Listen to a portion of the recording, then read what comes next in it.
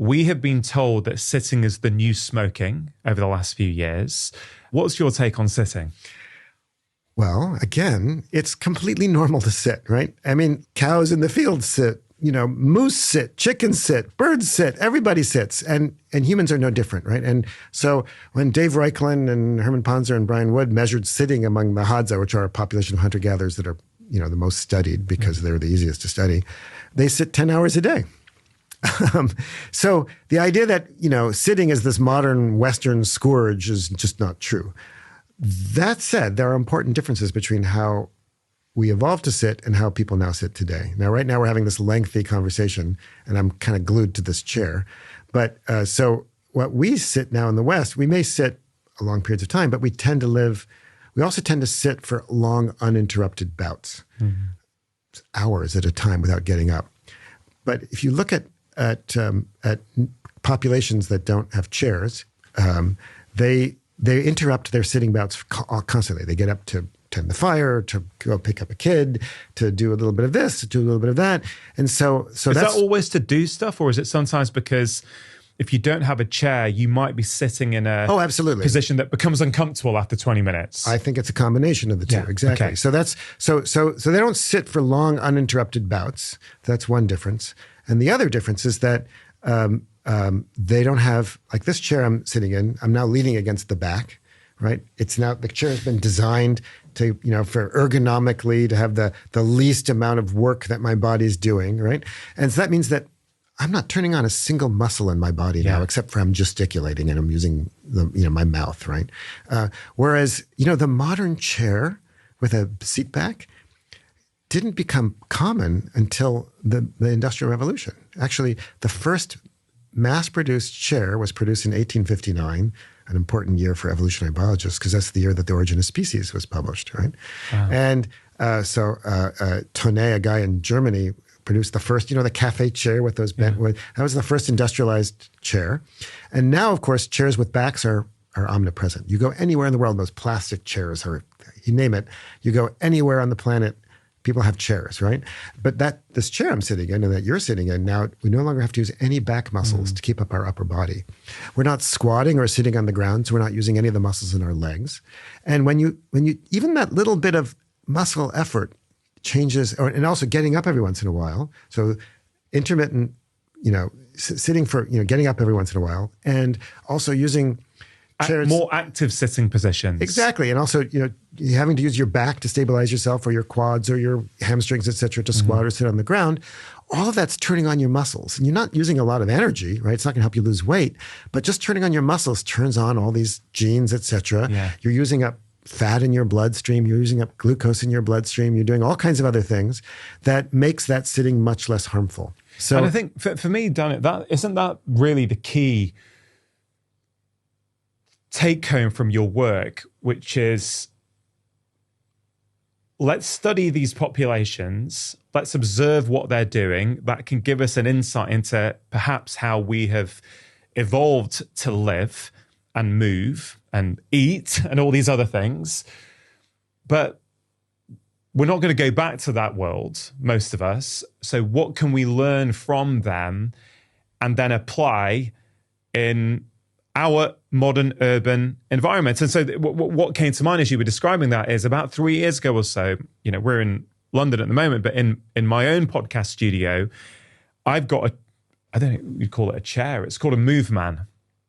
And it's the best thing I ever bought because it's basically, there's no back to it.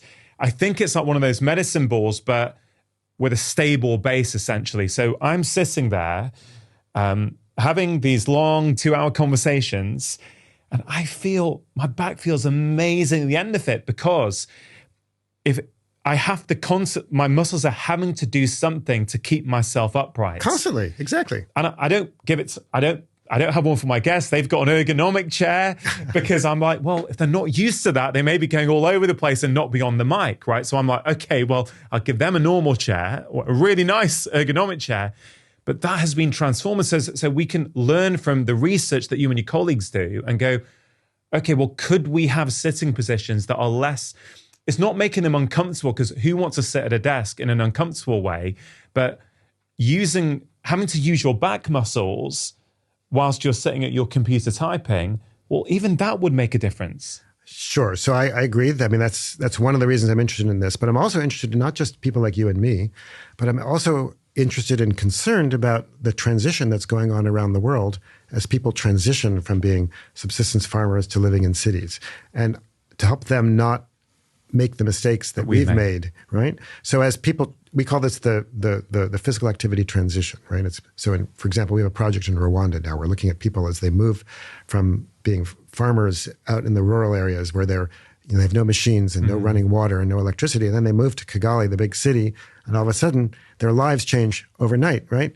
How can we help that transition occur in a better way, right? Because I think this has global implications. Because so this is not just for people in England. This is for people for everywhere. And if we can avoid these mismatches, again, we don't have to go back to, you don't have to be a hunter-gatherer, but just a simple thing like just changing the way you sit can be important, or having a little, your watch telling you to get up every once in a while to remind you just to get up or make a cup of tea or go use the bathroom or whatever. All of that is good. Are people receptive? Like in those populations, you're saying that you'd love to help them not make some of the mistakes that we have made. Well, right now we're mostly studying what's going on. Okay. And then hopefully having an impact in terms of public health, right? So like, for example, in Kenya, working with the Kenya National Museum to do an exhibit on this sort of thing that's in the Kenya National Museum, which is the big, museum system in Kenya, to try to actually, we're trying to use the enthusiasm for running in Kenya to kind of give a public health message about physical activity. That you don't have to, be like Eliud Kipchoge or whatever and win the London Marathon or the Boston Marathon or whatever. Just going out for a jog can be a great thing, or just other aspects of physical activity. So that's this is an important message that the whole world needs to know. In terms of walking, there's a maxim, isn't there, that we should aim to have around 10,000 steps per day. What's your take on that? Oh, well, that's a kind of a funny story. I'm not sure if you've covered that on your podcast before, but that 10,000 steps a day came from, there was this accelerometer that was created in Japan just before the Olympics in '64. And the story is that apparently in this company, they were sitting around the table deciding what to call it. And apparently 10,000 is an auspicious number in Japanese. And they said, well, let's call it the 10,000 steps meter. And turns out it's actually not that bad, right? It's not bad as a recommendation. I mean, it turns out to be okay. So if that'll help you get more steps in, so if you have one of those watches that makes sure you get 10,000 steps every day, fine.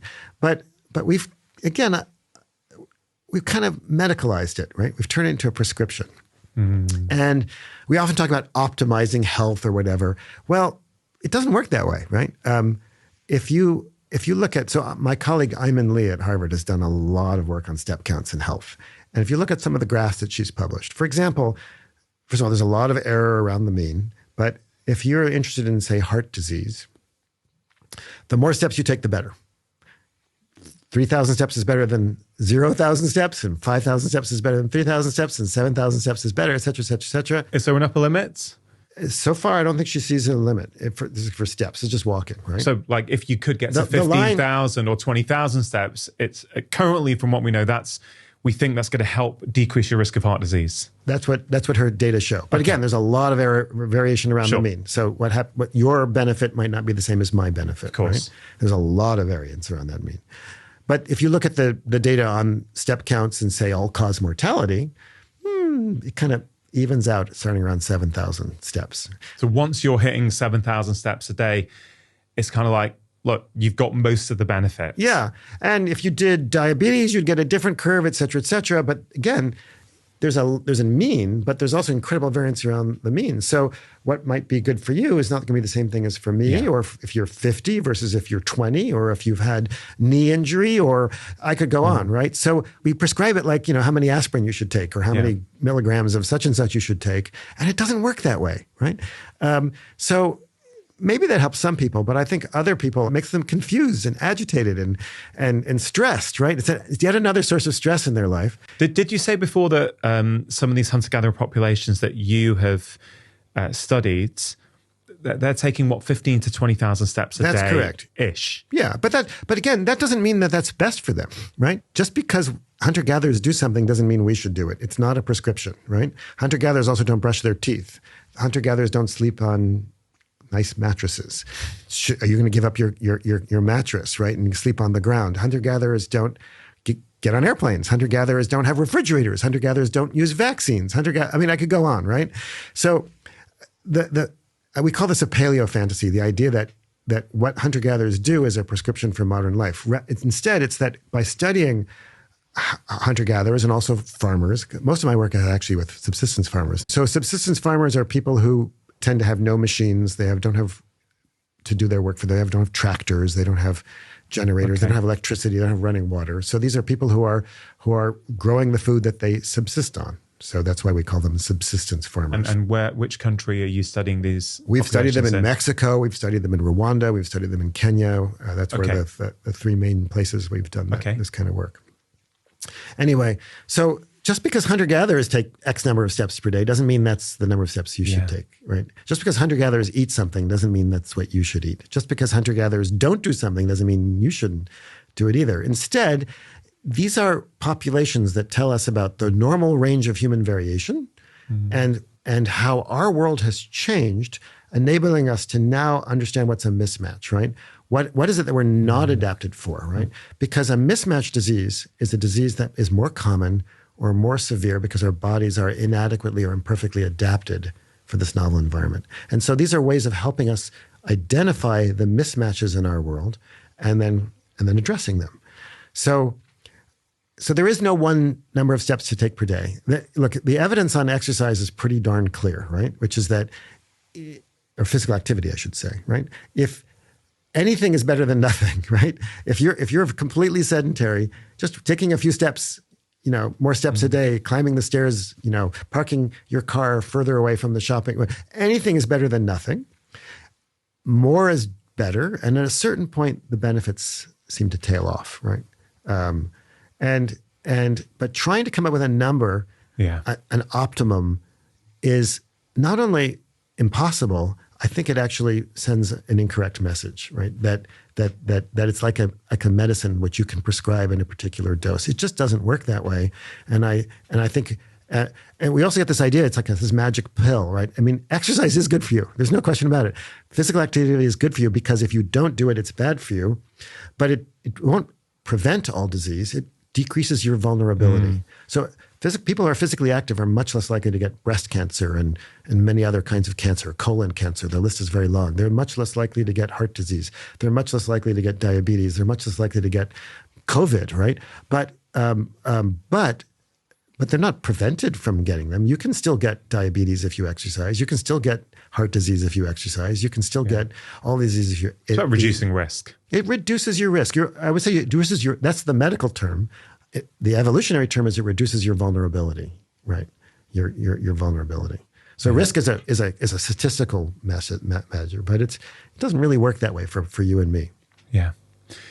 Many people are becoming aware these days of the importance of strength and lean muscle mass, particularly as they're getting older. I think that certainly is a public health message, at least in the online podcast world, it's getting out there that it's important. It's incredibly important. Yeah. So can you explain why you think it's so important based upon what you've seen? So one of the, as people live longer, right? Actually, we're not living all that much longer. The data for hunter-gatherers, by the way, is that if they survive childhood, their mean age of mortality, of death, is between about 68 and 78. 78, by the way, is the life expectancy of Americans today, right? So it's not dissimilar. No, it's pretty similar, right? But the difference is that they're not getting a lot of these chronic diseases that we get today in the Western world, right? So they may be living to similar ages, but free from these afflictions that reduce quality of life for so many people these days. And the term we use is health span, right? So health span is the number of years you live without any serious disease or disability, right? And so their health span is basically the same as their lifespan because there's no medicine to keep them going, right? Once they get sick, they die, right? So we evolved to have a long health span, which means therefore to have a long lifespan. And and one of the ways to extend your health span is to stay strong. What happens is that, people, if they, muscles are a use it or lose it tissue, right? Yeah. They're metabolically expensive. You're clearly stronger than I am, but so most people are about 30 to 40% muscle. People who do a lot of weights might be a little bit higher, right? But muscle's really expensive tissue. You have to eat a lot more calories per day because of all your muscle, right? Because to pay for that extra muscle. So we evolved to have muscle when we need it. So when you exercise, do strength training exercise, you build up muscle. We also evolved to lose it when we don't need it because it's energy that could go towards something else. Reproduction is what evolution cares about. So that's why it's a use it or lose it system. So as people become less active in high income countries because they've got electric can openers and, running water and elevator lifts, they don't have to carry anything. Go to the supermarket. You have a shopping cart instead of carrying the food around, et cetera. We have prams for the carrying your children, right? I could go on, right?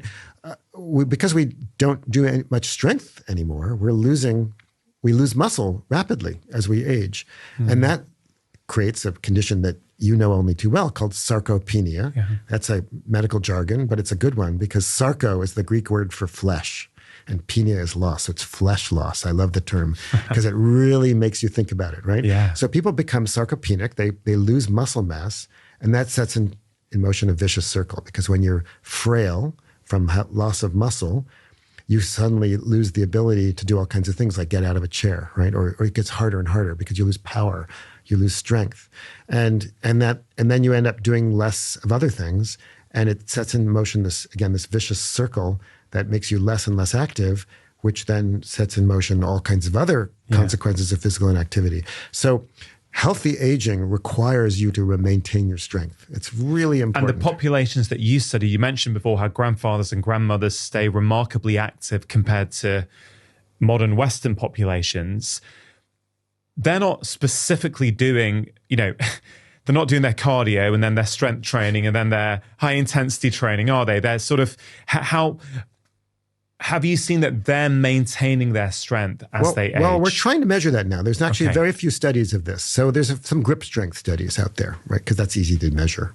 And yes, their grip strength stays pretty good. And grip strength is not bad. It's kind of a reasonable proxy for overall strength. But we're actually trying to study this phenomenon more carefully with sensors from looking at other aspects of the body. Right. But yeah, I mean, there's no question they stay pretty strong as they live as they age, and that strength, of course, helps them age better.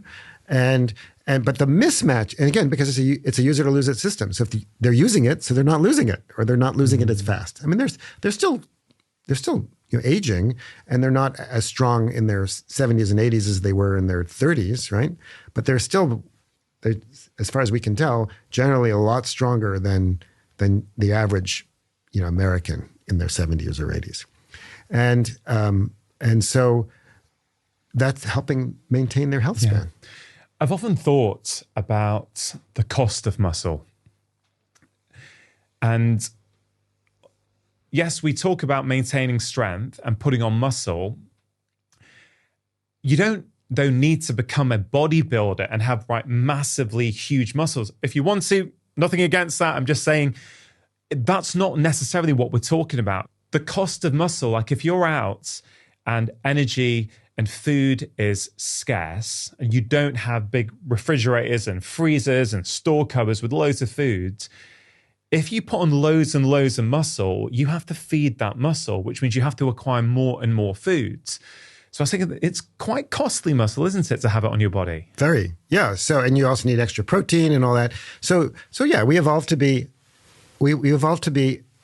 economical, right? And by that I mean to have enough, but not too much, right? So you want enough muscle so that you can, and you want varied muscle, right? We have muscle fibers that are good for endurance, but they don't produce a lot of power. Those are the slow twitch fibers. And we have muscles that are good for power and speed, but they're not good for endurance. And those are the type, those are the fast twitch. And then we have the kind of intermediate muscle fiber types. And you need a good mix, right? You need mostly slow twitch for aerobic long distance endurance, for the walking, the running, etc. But you also need some fast twitch muscles too, right? And you also want to wire up your nervous system to your muscles kind of properly. And one of the things that physical activity does, exercise, sports, training, all that does is that you learn that you can actually turn on more muscle fibers with a nerve than before. You can train your nervous system to be more efficient in how you use your muscles. It's all kind of a mix. But again, you're quite right. Bodybuilding, that kind of stuff is actually deleterious, right? Having more muscle than you need is actually a cost. Everything's a trade-off, right? So too much muscle is actually a problem, as is too little. There's a balance, right? Is too much muscle only a problem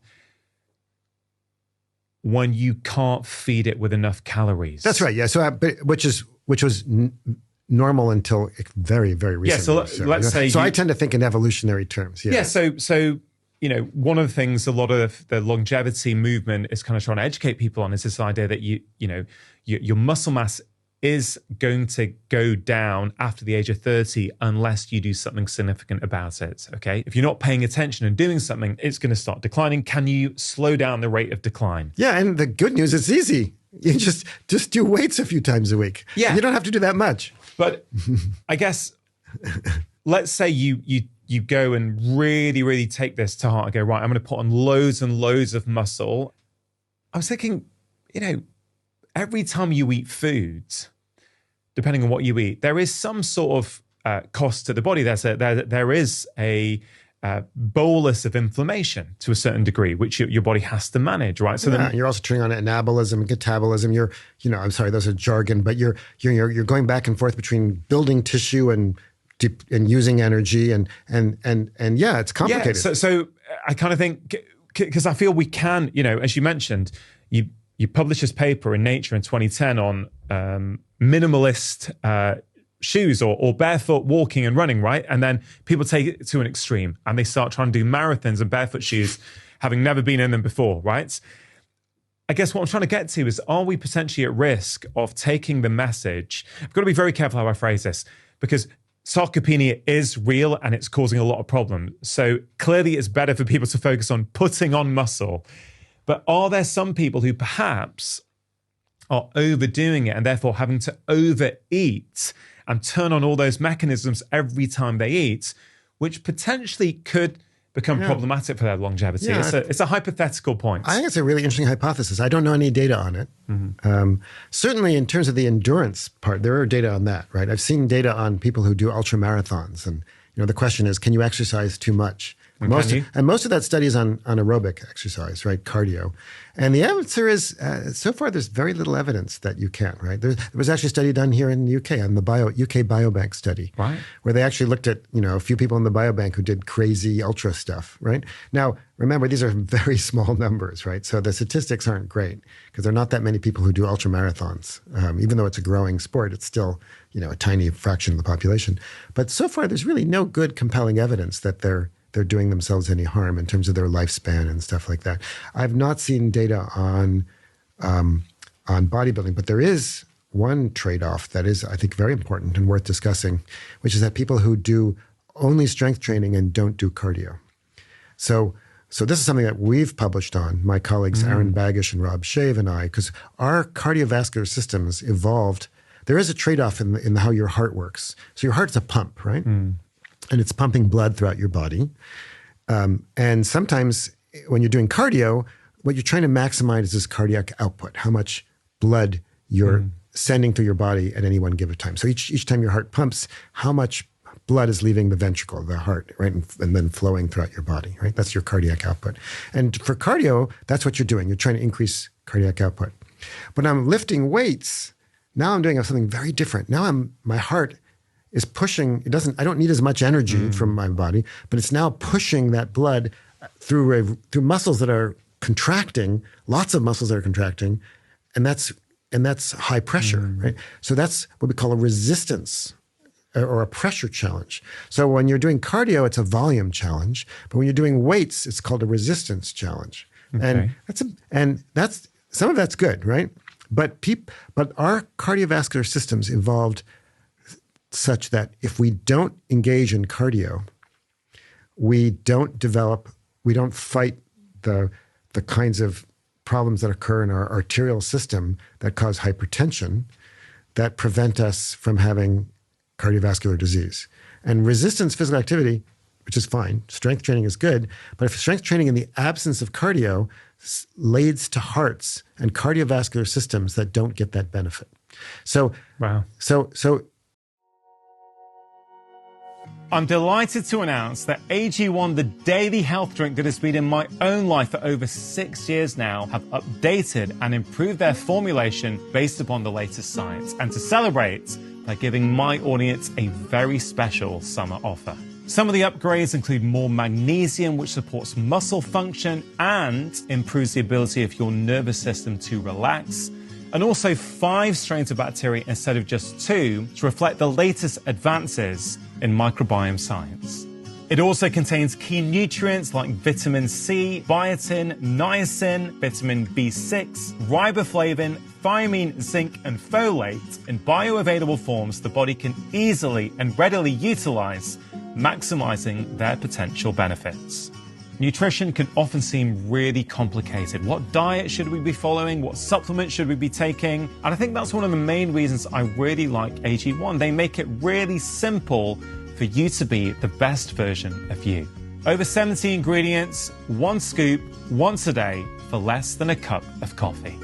So if you want to support your health 7 mornings a week, get started with AG1, and right now we have a very special limited time summer offer worth £58, which is around $80 US. To get 10 free travel packs instead of the usual 5 and an awesome welcome kit containing your shaker, scoop and canister with your first subscription, go to drinkag1.com/live more.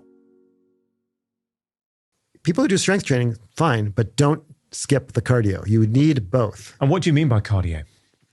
Cardio is any kind of physical activity that requires you to increase your volume, your output. So swimming, walking, running, volleyball, game of soccer, all that. Yeah. And some sports are mixed, like rowing, for example. I recently bought a rowing machine and I absolutely love it. It's like my favorite new form of cross training, right? Rowing is kind of a mix of both aerobic, but also there's some strength involved, right? That's one of the reasons why I love it. So if there's a famous study that was done on Finnish athletes. So Finland's one of those countries where they have fantastic national healthcare system, and they have data on everybody in the whole country. And they looked at the aging of Finnish athletes who were strength athletes versus weightlifters versus like cross-country skiers and runners. Finland is famous for both, obviously, versus the average everyday Finns, right? And it turns out that the weightlifters who didn't do much cardio actually had as worse or sometimes worse health outcomes as sedentary Finns. They weren't getting the benefit of the cardio that the aerobic athletes, the endurance athletes were getting. Wow. And there are other studies which kind of showed the same thing. So again, nothing wrong with strength training, but the trade-off is don't only do strength training and not do some cardio. You need to do both. Then I think looking back to what you've been saying throughout this conversation, the case you make in exercised,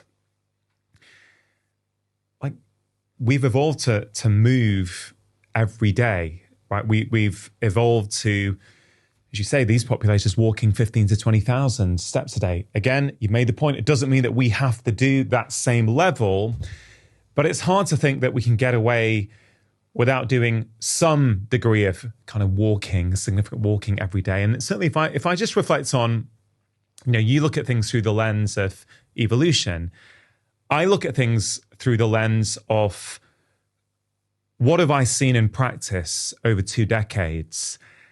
And yes, the research supports this, but time and time again, the people who do well from a whole variety of different conditions, whether they be physical health or mental well-being, a commonality is that they're moving regularly. And if they're not, increasing it makes a big difference. I've seen it time and time again. And evolution explains why. And evolution explains why. So you have the data on and the experience, but we have this famous expression, nothing makes sense in biology except in the light of evolution. You could actually say nothing makes sense except in the light of evolution. And so it's the evolutionary story which explains why this is the case. And I think that the evolutionary perspective also helps us think creatively about it too. Yeah. You mentioned about, is there an upper limit to exercise? And that some of this data on ultramarathon runners doesn't appear to suggest that there is. From that data, at least, and you've acknowledged that they're small sample sizes. But again, just as with sitting, where you said, yes, although the Hadza tribe are sitting, similar amounts to what we are sitting each day, the way in which they're sitting is fundamentally different. You can make this same case when we're trying to study exercise. And, are marathons harmful? Right? For example, if someone was to pose that question, because some people have saying, a marathon's too much, right? But the point I'm trying to make is that, let's say, what does running a marathon mean? Well, it means you're completing 26.2 miles, okay? You can do that in a variety of different ways. You can be hell for leather the whole time. You may struggle, but you could be in one of those top heart rate zones, or you could be doing it in a very, you could, in theory, do it in a low cardiac sort of fitness zone under your lactate threshold, where you're probably putting minimal stress on your body, or at least less stress. So although both people have completed a marathon, you could make the case that, well, the impact on their body is going to be completely different because of how they've done it. Absolutely. You know what? I've run a lot of marathons, right? And I can tell you, it's so much more fun to be at the end of the pack. Right? The guys who are, and women who are like trying to win, right? They're not having any fun at all. They're looking at their watches all the time. They're looking at their splits. They're worrying about their gels and their hydration and this, that, and the other. You know what? If you're just like running to finish it, maybe because you're running for a charity, because it gives you a purpose, which I think is also a wonderful thing about the modern marathon. I mean, the London Marathon is the biggest single day charity event in the world. It is a wonderful party. I've been to it twice. It's just amazing, right? So these people are having a great time. And you watch the guys at the beginning and the women at the beginning walk across the finish line, because I've also sat at the finish line. They're stone-faced. They're like, they're just relieved. They're like, they did it. You watch the charity runners that come in, and they're the happiest people on the planet, right? It's going to have a different impact. They're having a great time, and they did it. They made it. Now, the more fundamental question is do you need to run a marathon to get those health benefits? And the answer is most definitely not. Yeah, agreed. Marathons are a challenge. That's why they're such a big deal. It's hard to run, and the training is really the hard part, right? Training to run 26.2 miles, and it does put a toll on your body. You have this, cardiac troponin breakdown, and I could go on all the technical details. Yeah, it's a stress on your body. But, there's no evidence that it's bad for you. But do you need to do it? Absolutely not. And I think we have this idea that you have to swim the English Channel or run a marathon or do a full triathlon, Ironman, et cetera. Absolutely not necessary. Again, some exercise is better than none. More is generally better, but the benefits tail off. And there's always a trade-off. And I think the biggest trade-off for like marathons or triathlons is the toll on your family, right? All that time out training was, time that you don't spend with your loved ones or whatever. So there can be, everything has a trade-off, and extreme endurance sports are no exception. Let's talk about another mismatch disease, cancer. You call this a mismatch disease, and you specifically say that it's a disease of high energy. What do you mean by that? So cancers so I'm an evolutionary biologist, right? So I think of cancer from an evolutionary perspective. And for me, cancers are a kind of evolution that's gone wrong in the body. It's a kind of natural selection. When a group of cells suddenly acquires a set of mutations, more than one, that now enable them to outcompete other cells.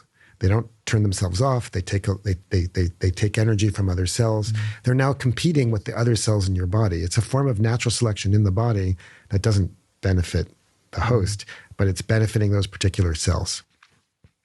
And what is it that makes those cells able to do that, right?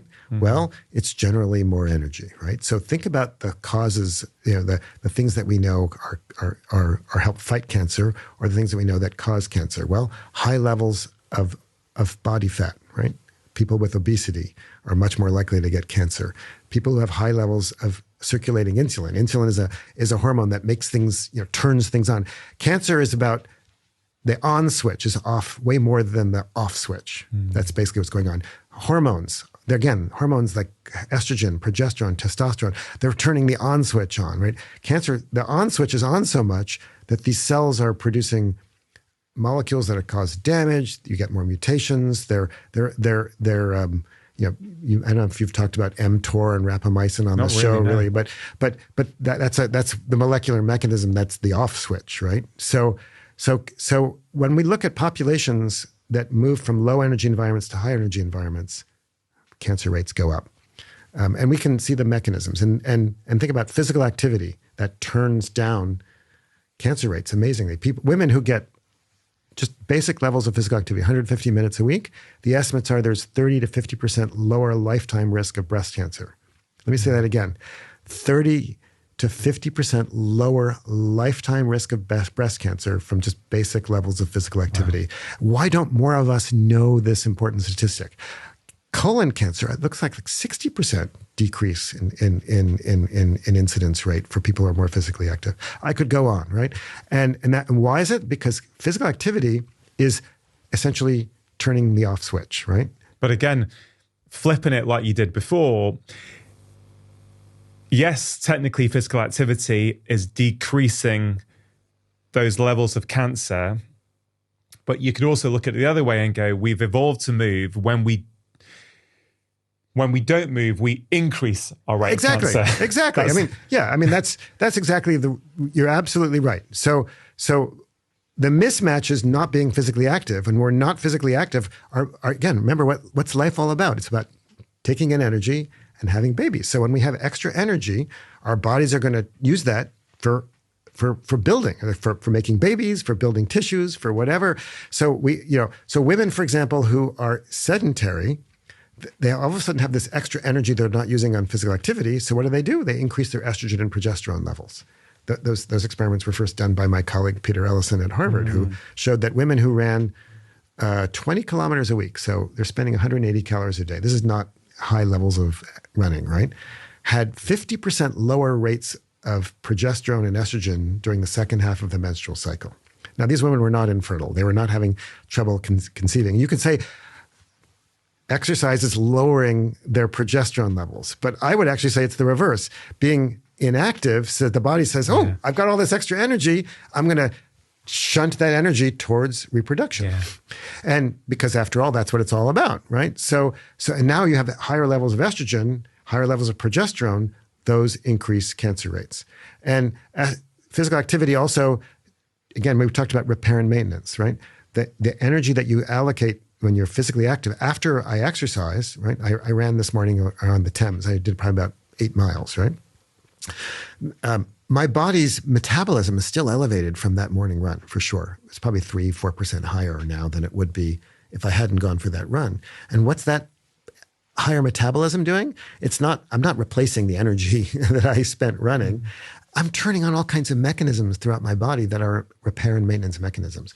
One of the things I've done is I've increased the number of natural killer cells in my body, right? Now, natural killer cells, I love the term, right? It's very war-like, right? But natural killer cells are part of our immune system that are they're swimming around my body all the time. And one of the things they do is they look for cells that have cancer, and they identify and get rid of cells with cancer. So I've turned up my immune system to help fight, among other things, cancer in my body. But it wasn't that the exercise, again, we evolved to do that, right? So it's the other way of thinking about it is that not being physically active means that I have a depleted, abnormally low level of natural killer cells, which are swimming around my body right now, looking for cells that have cancer. So that surveillance mechanism is now turned down. And I could go on. There are many, many other antioxidants. When you exercise, your mitochondria are producing all this energy for your body, but the mitochondria are spewing out what's called reactive oxygen species. These are molecules with unpaired electrons that they rust, just like rust is caused by oxidation, or when your apple turns brown. That's exactly the same happening in every tissue throughout your body. But of course, exercise isn't bad for us. Physical activity is not bad for us because our cells are producing antioxidants in abundance. But we never evolved to turn those antioxidants on as much without being physically active because we never evolved not to be physically active. Yeah. We're turning on enzymes that repair our DNA. Another thing that's important for cancer, right? Repairing mutations in our DNA prevents cancer. We're turning on glucagon, which is this hormone. It's the opposite of insulin. High levels of insulin are unquestionably related to cancer. This morning when I ran around the Thames, my glucagon levels went up. Guess what glucagon does? It turns insulin off, right? So there are all kinds of factors that are involved in physical activity that have to do with energy that decrease the mechanisms that either cause cancer or increase the mechanisms that help prevent or repair the damage that causes cancer. What about the number of menstrual cycles a woman has? That's another example. Again, it's about energy, right? Because menstrual cycles, typical in a natural fertility population, by which I mean people aren't using contraceptives, women will get pregnant, then they'll nurse for a long period of time. The nursing, the energy it costs for nursing keeps their levels of reproductive hormones down, which prevent them from getting pregnant again until their energy levels go back up again. Yeah, they're not having periods. That's right. They're not having periods because of energy, right? Now, so a typical woman who's in a natural fertility population will have maybe 150 menstrual cycles in her life. Now with contraception and fewer offspring, women, I think, get on average about 400 menstrual cycles.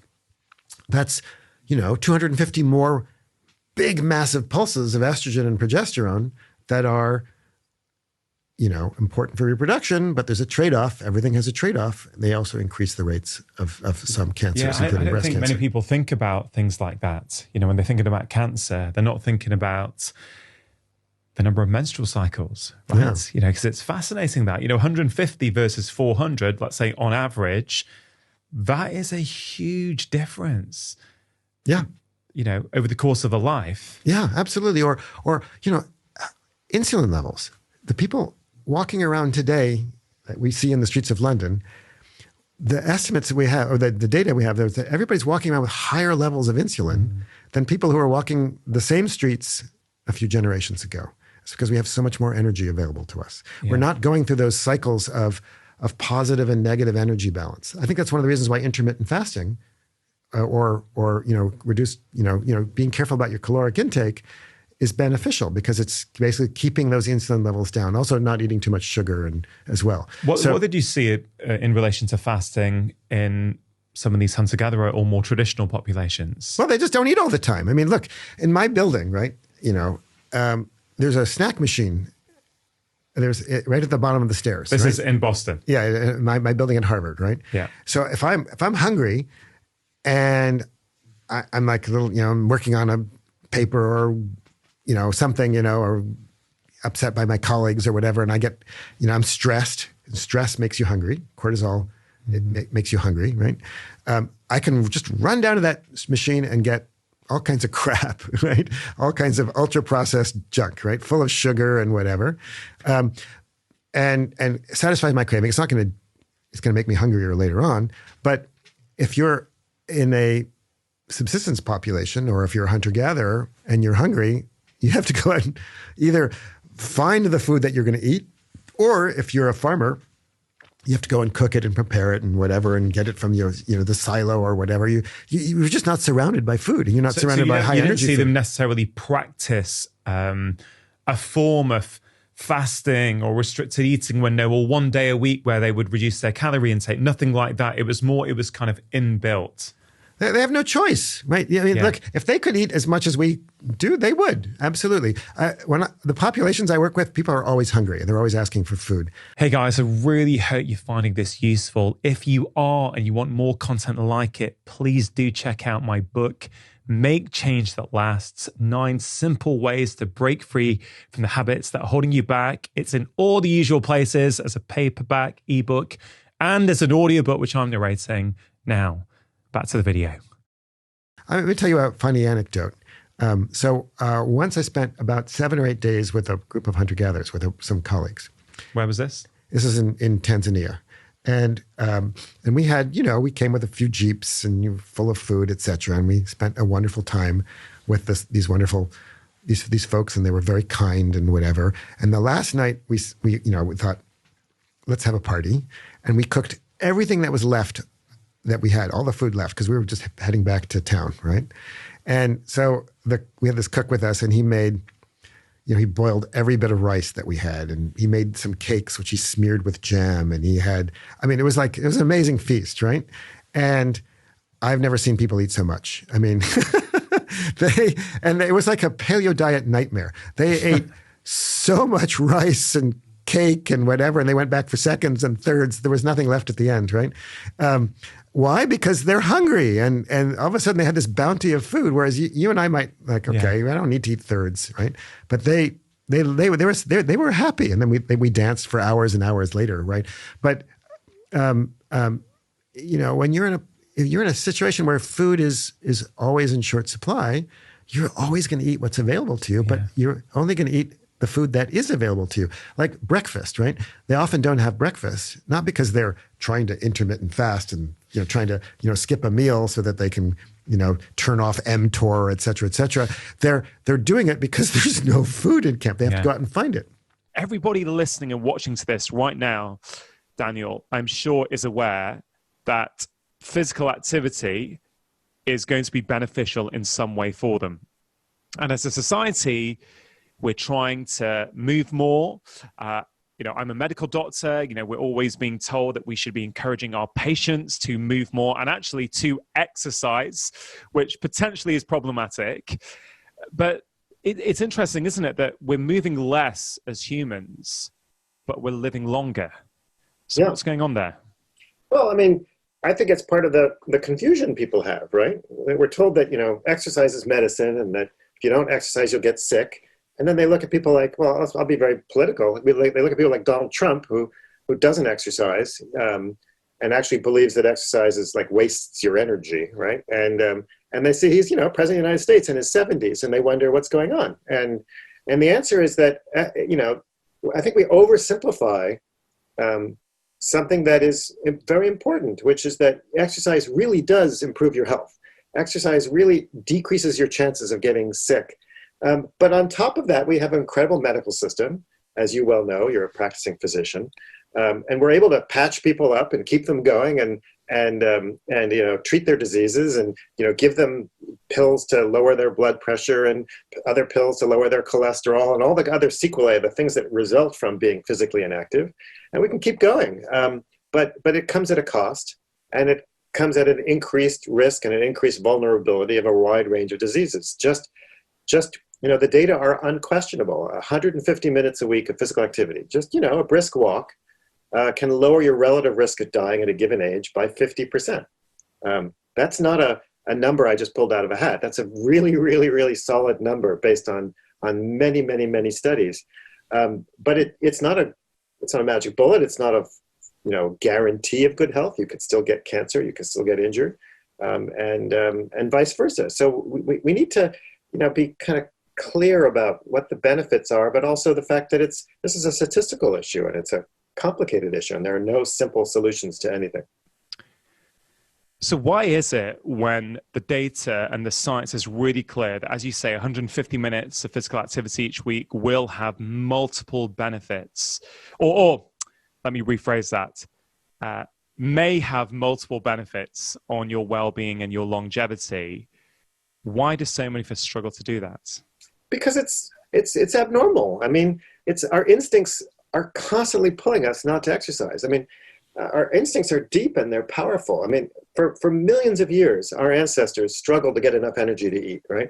Every day they had to work. They didn't go crazy hard. They didn't work 8 hours a day on their feet, struggling to get enough food. They average hunter-gatherers seem to work moderately hard for about 2.5 hours a day, 2.25 hours a day and then light tasks for the rest of the day. And they sit as much as we do, around 9 to 10 hours a day. But that gave them just enough food to survive. There are no obese hunter-gatherers, right? And if they were to go for, like what I did this morning, go for a long run just for the hell of it in the morning, they would then waste all that energy, which they could use towards reproduction and the things that natural selection cares about. So nobody in the Stone Age ever went for a morning run for the fun of it. And it's a bad idea. And whenever you have a chance to save energy, you should, until recently. And now we live in this really strange, interesting modern world wonderful in all kinds of in regards, where we can, spend our entire day without ever getting our heart rate up, press buttons to get food and shopping carts and I don't even have to move my hand when I brush my teeth if I didn't want to. I get an electric toothbrush, right? I mean, everything is mechanical, and the result is that we no longer have to be physically active, and we now have to do something really weird, which is to choose to be physically active. Now, I'm a huge fan of Vivo barefoot shoes. I've been wearing them for about 12 years now. And one of the main reasons I love them is because when I'm wearing Vivos, I feel fully connected to the ground beneath my feet. What do we want? We want feet that move naturally. And because Vivos are wide, thin, and flexible, your foot can move in the way that it's meant to. A lot of modern shoes are stiff, they're narrow. They start to manipulate the way your foot functions. Whereas in Vivos, your feet could do what they're meant to do. And that means they help your feet become stronger. There was this trial that showed within 4 months of wearing Vivos, your feet are around 60% stronger. Your feet are your foundation, and when you've got problems in your feet, it goes all the way up the chain. It can go to your ankle, to your knee, to your hip, to your back, and even to your shoulder and neck. And as a doctor, I have seen back pain, hip pain, and knee pain actually start to get better when people start to wear barefoot shoes. To get 20% off your first order, go to vivobarefoot.com/live more. And although we know up here, right, in our brains that it's good for us, all kinds of instincts just kick in to tell us not to. I think the best evidence for that are when you have like a stairway next to an escalator, right? You must see them. Yeah. They're in tube stops all over the place, and in airports everywhere. We all know this phenomenon, right? And it doesn't matter where you are in the world. People have studied this in Japan and in Denmark and in America and in Israel and various places. Wherever there is a stairway next to an escalator, less than 5% of people take the stairway. And if you put a sign up, that just goes up just a wee bit, right? If you put escalators in the Kalahari Desert, they would take the escalator there too. It's an instinct. Yeah, and I think what you just said there about the Kalahari Desert really, I think it brings it to life for people, because a lot of people feel bad. They feel guilt. They feel shame that they're not moving as much as either their doctor has told them, the news has asked them to do, or even people they're following on social media who, post a photo, hey, just in my 10K run before breakfast, how are you all doing today? That kind of meme, which I think if you find it inspiring and you're like, oh, well, man, I didn't do anything, I want to do that, great. But for many people, they watch that and day in, day out, they're feeding their brains with that, thinking, I'm some kind of failure. Like, look at all these people who can move their body every day and are vibrant and are full of energy, yet just getting through the day is a real struggle. And I think that's one of the beautiful things in your book, is that you help people not to feel bad about it. You're sort of arguing that we've not evolved to exercise. Absolutely. We didn't. Look, we also didn't evolve to go to school, right? I mean, we didn't, until recently, almost nobody read, and nobody, of course, schools didn't exist, right? Yeah. I mean, there are so many things of our modern world that are good for us. I mean, no parent thinks that sending their kid to school is bad and they shouldn't learn, that their kids shouldn't learn to read. But that's also a modern abnormal thing. And think about how we get school to work, right? We make it compulsory, but we also try to make it fun too, right? We have recess and all kinds of, you meet your friends there, and we try to make school both fun and necessary. And I think we should treat exercise the way we treat education, because it's a modern abnormal thing, but it's good for us. And we should make it necessary, but we should also try to make it fun. But the last thing we should do is make people feel bad about it, because making people feel bad about doing what's natural for them doesn't help anybody. I think the same thing goes with dieting, right? Yeah. I mean, we never evolved to lose weight. But a lot of people are trying to lose weight, and for good reason.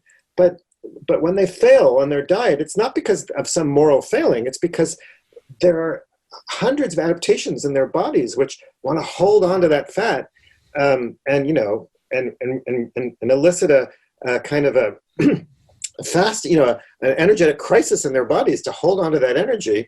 And it's not their fault that they're having a hard time losing weight. It's the fault of their biology, and yet we then blame them and make them feel bad. And I think we need to understand that our bodies we don't just get to decide what we do with our bodies. Our bodies are evolved and over millions and millions of generations, and we need to be compassionate and understand that and work with our biology to find better solutions. I mean, what we've done with exercise is we've medicalized it, and I have nothing wrong with the medical profession. Obviously, I almost became a physician myself, but most doctors' job is to treat people when they're sick, not to prevent them from getting sick. And that's part of the medical system as a whole. That's another issue.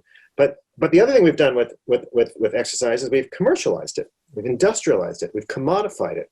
We tell people to just do it, right? And again, there's nothing wrong with medicalizing exercise. There's nothing wrong with commercializing and industrializing exercise.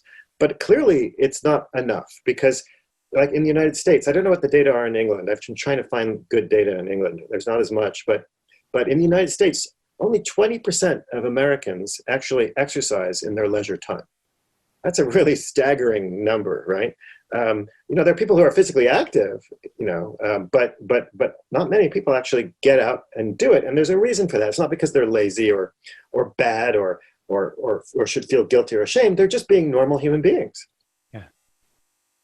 Yeah. It really is wonderful to have someone with your pedigree. You're such an esteemed, highly respected researcher, professor.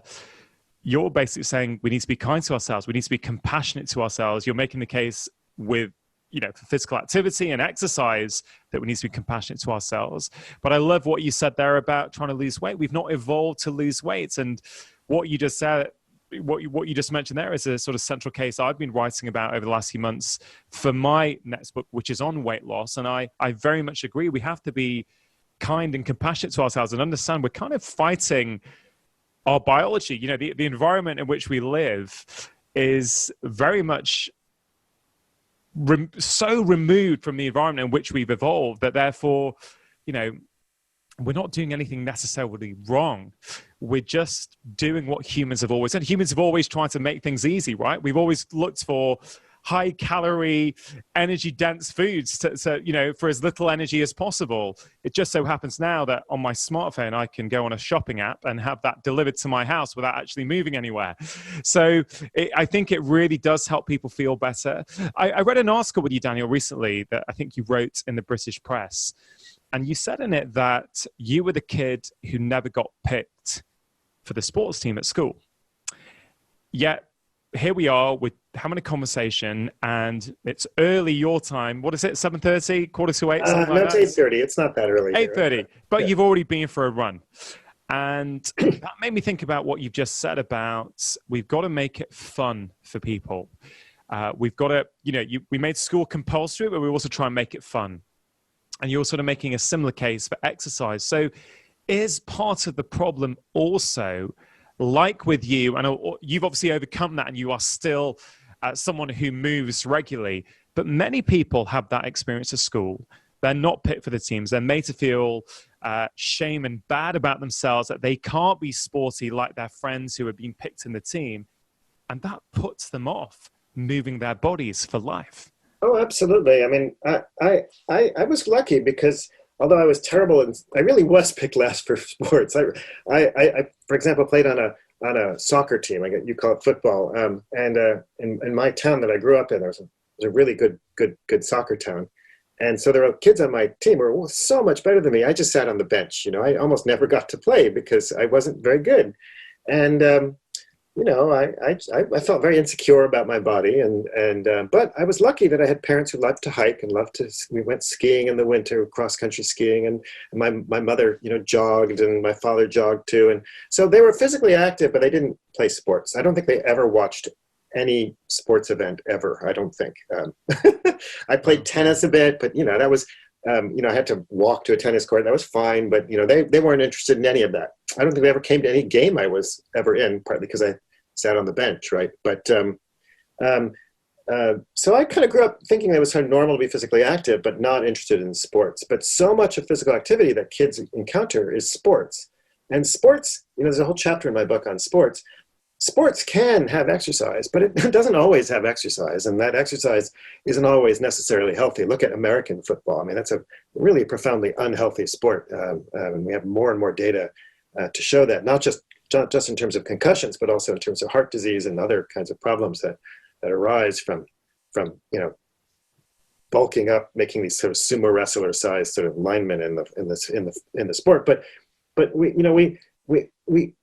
we could do a better job of making it fun. I mean, some schools do that, and making sure it's about fitness. I mean, my university, Harvard, has a huge athletics program.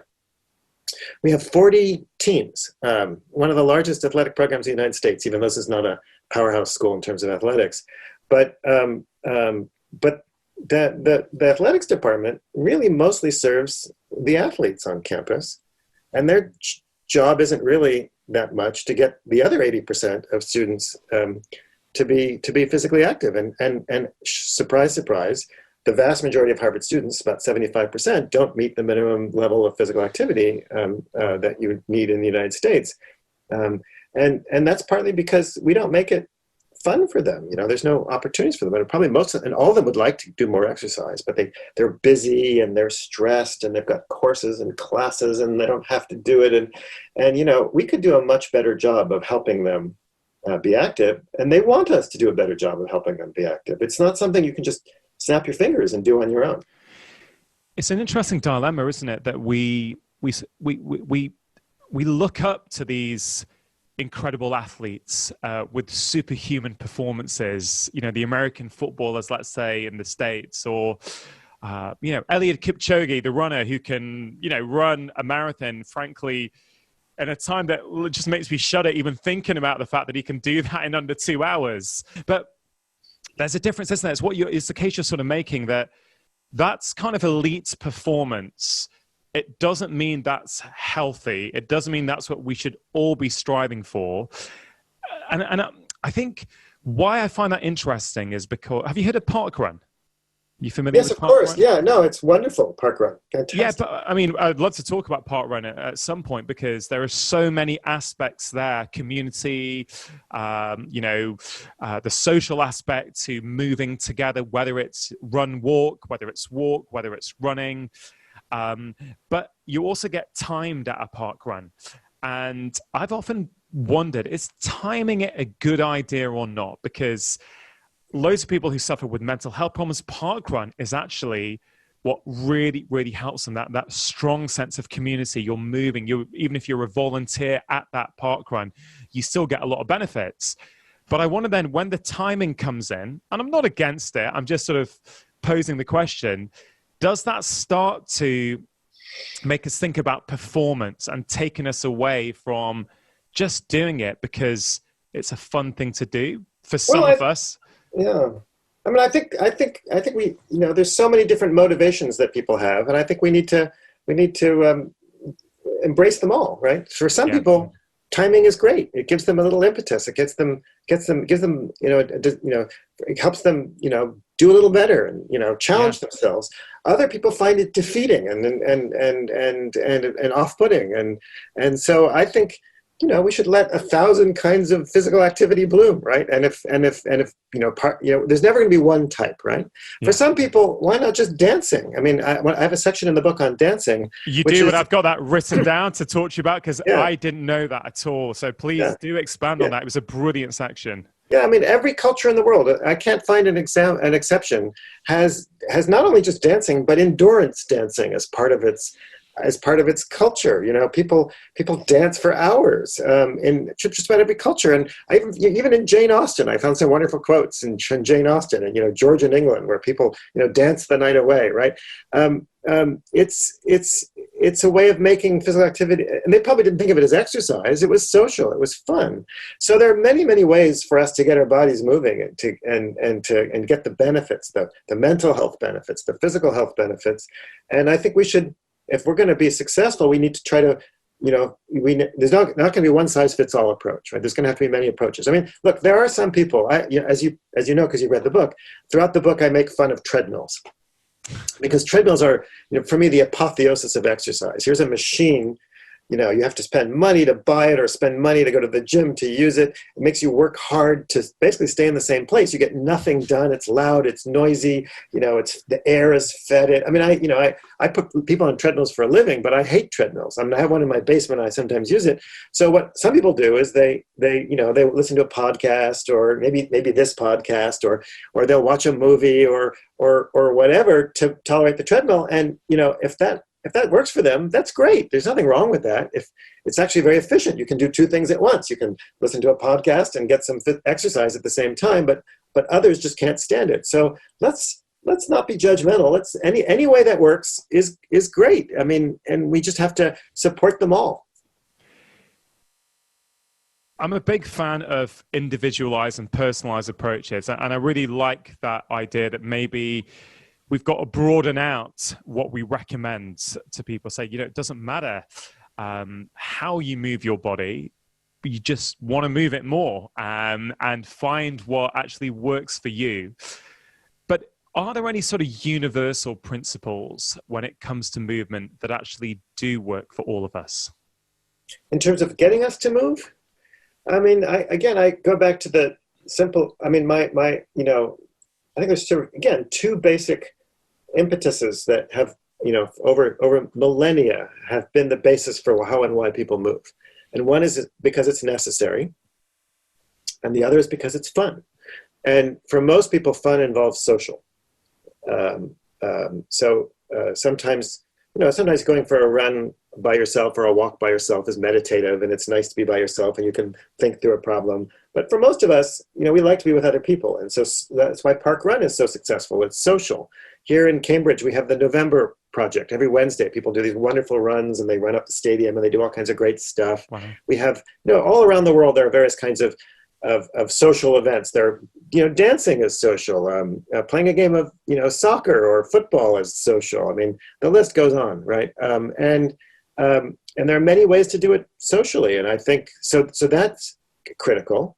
But that's never going to be enough for some folks. And exercise, physical activity used to be necessary in our lives. And that was the impetus that people had to get out and every day and do work. And so we need to find ways, without coercing them unethically, to make exercise, to make physical activity necessary. And because it's not appropriate to tell adults that they can't have the benefits of society unless they exercise, right? We need to help people help themselves. And I think the way to do that is through what's called a commitment contract. So let me go again back to education. In education, education works on a commitment contract basis for adults, right? So I'm a professor in a university where people pay ghastly sums to go to Harvard, right? I mean, I think the tuition is, and room and board and all that costs like $60,000 to $70,000 a year. That's full. Of course, most students don't end up paying that. I mean, the vast majority get financial aid. So don't worry. Most of my students are not fabulously wealthy. Actually, many of them are first generation students because we're lucky we have really good financial aid. But anyway, somebody's paying $60,000 to $70,000 every year for them to go to school. And there's some commitment from them to go to school. And what are they doing? They're having people like me torture them, right? I make them take exams. I make them read books. I make them stay up late at night studying. And if they don't do well, I give them a bad grade, which stigmatizes them for the rest of their life. But they do it willingly because they've signed a kind of a commitment contract. Whereas they're paying money for me to make them do stuff which they know is good for them, which they otherwise wouldn't do for themselves. And we do all kinds of other commitment contracts in our world, and I think exercise should be part of that. We should find exercise. There are many. So there's a wonderful program called Stick.com. It's a website run through some economists. They used to be at Yale. I'm not sure if they're still at Yale, where you can basically pick either a carrot or a stick, right? And I describe this in the book because because there's a friend of mine in San Francisco who's been trying to lose weight. And she gave Stick.com, I think, $2,000. So not a small amount of money. And every week she agreed that she was going to walk a certain number of miles. And if she didn't get those miles in, and her husband was her referee, if she didn't do those miles, as affirmed by her husband, they would automatically send $50 that week to the National Rifle Association. That's the big association that tries to prevent gun control laws in the United States. And she is very, very much hates the NRA and wants to see gun, and she has never missed a week of her walking since she's been doing that. So she signed a commitment contract, put some money behind it. Now that's a kind of an extreme one, but there are other ways we can do it, just through a friend. I mean, a lot of my early morning runs, I don't, at 6 a.m., I do not want to run, I promise you. I mean, no, but I want to be in bed with my wife, right? But I often meet a friend of mine who's a cardiologist, and he's at 6 a.m., and he doesn't want to be there either, but we kind of agreed the day before that we were going to meet each other at 6 a.m. To go for a run. And usually we're just like irritated at each other and we don't even speak for the first, 10 minutes.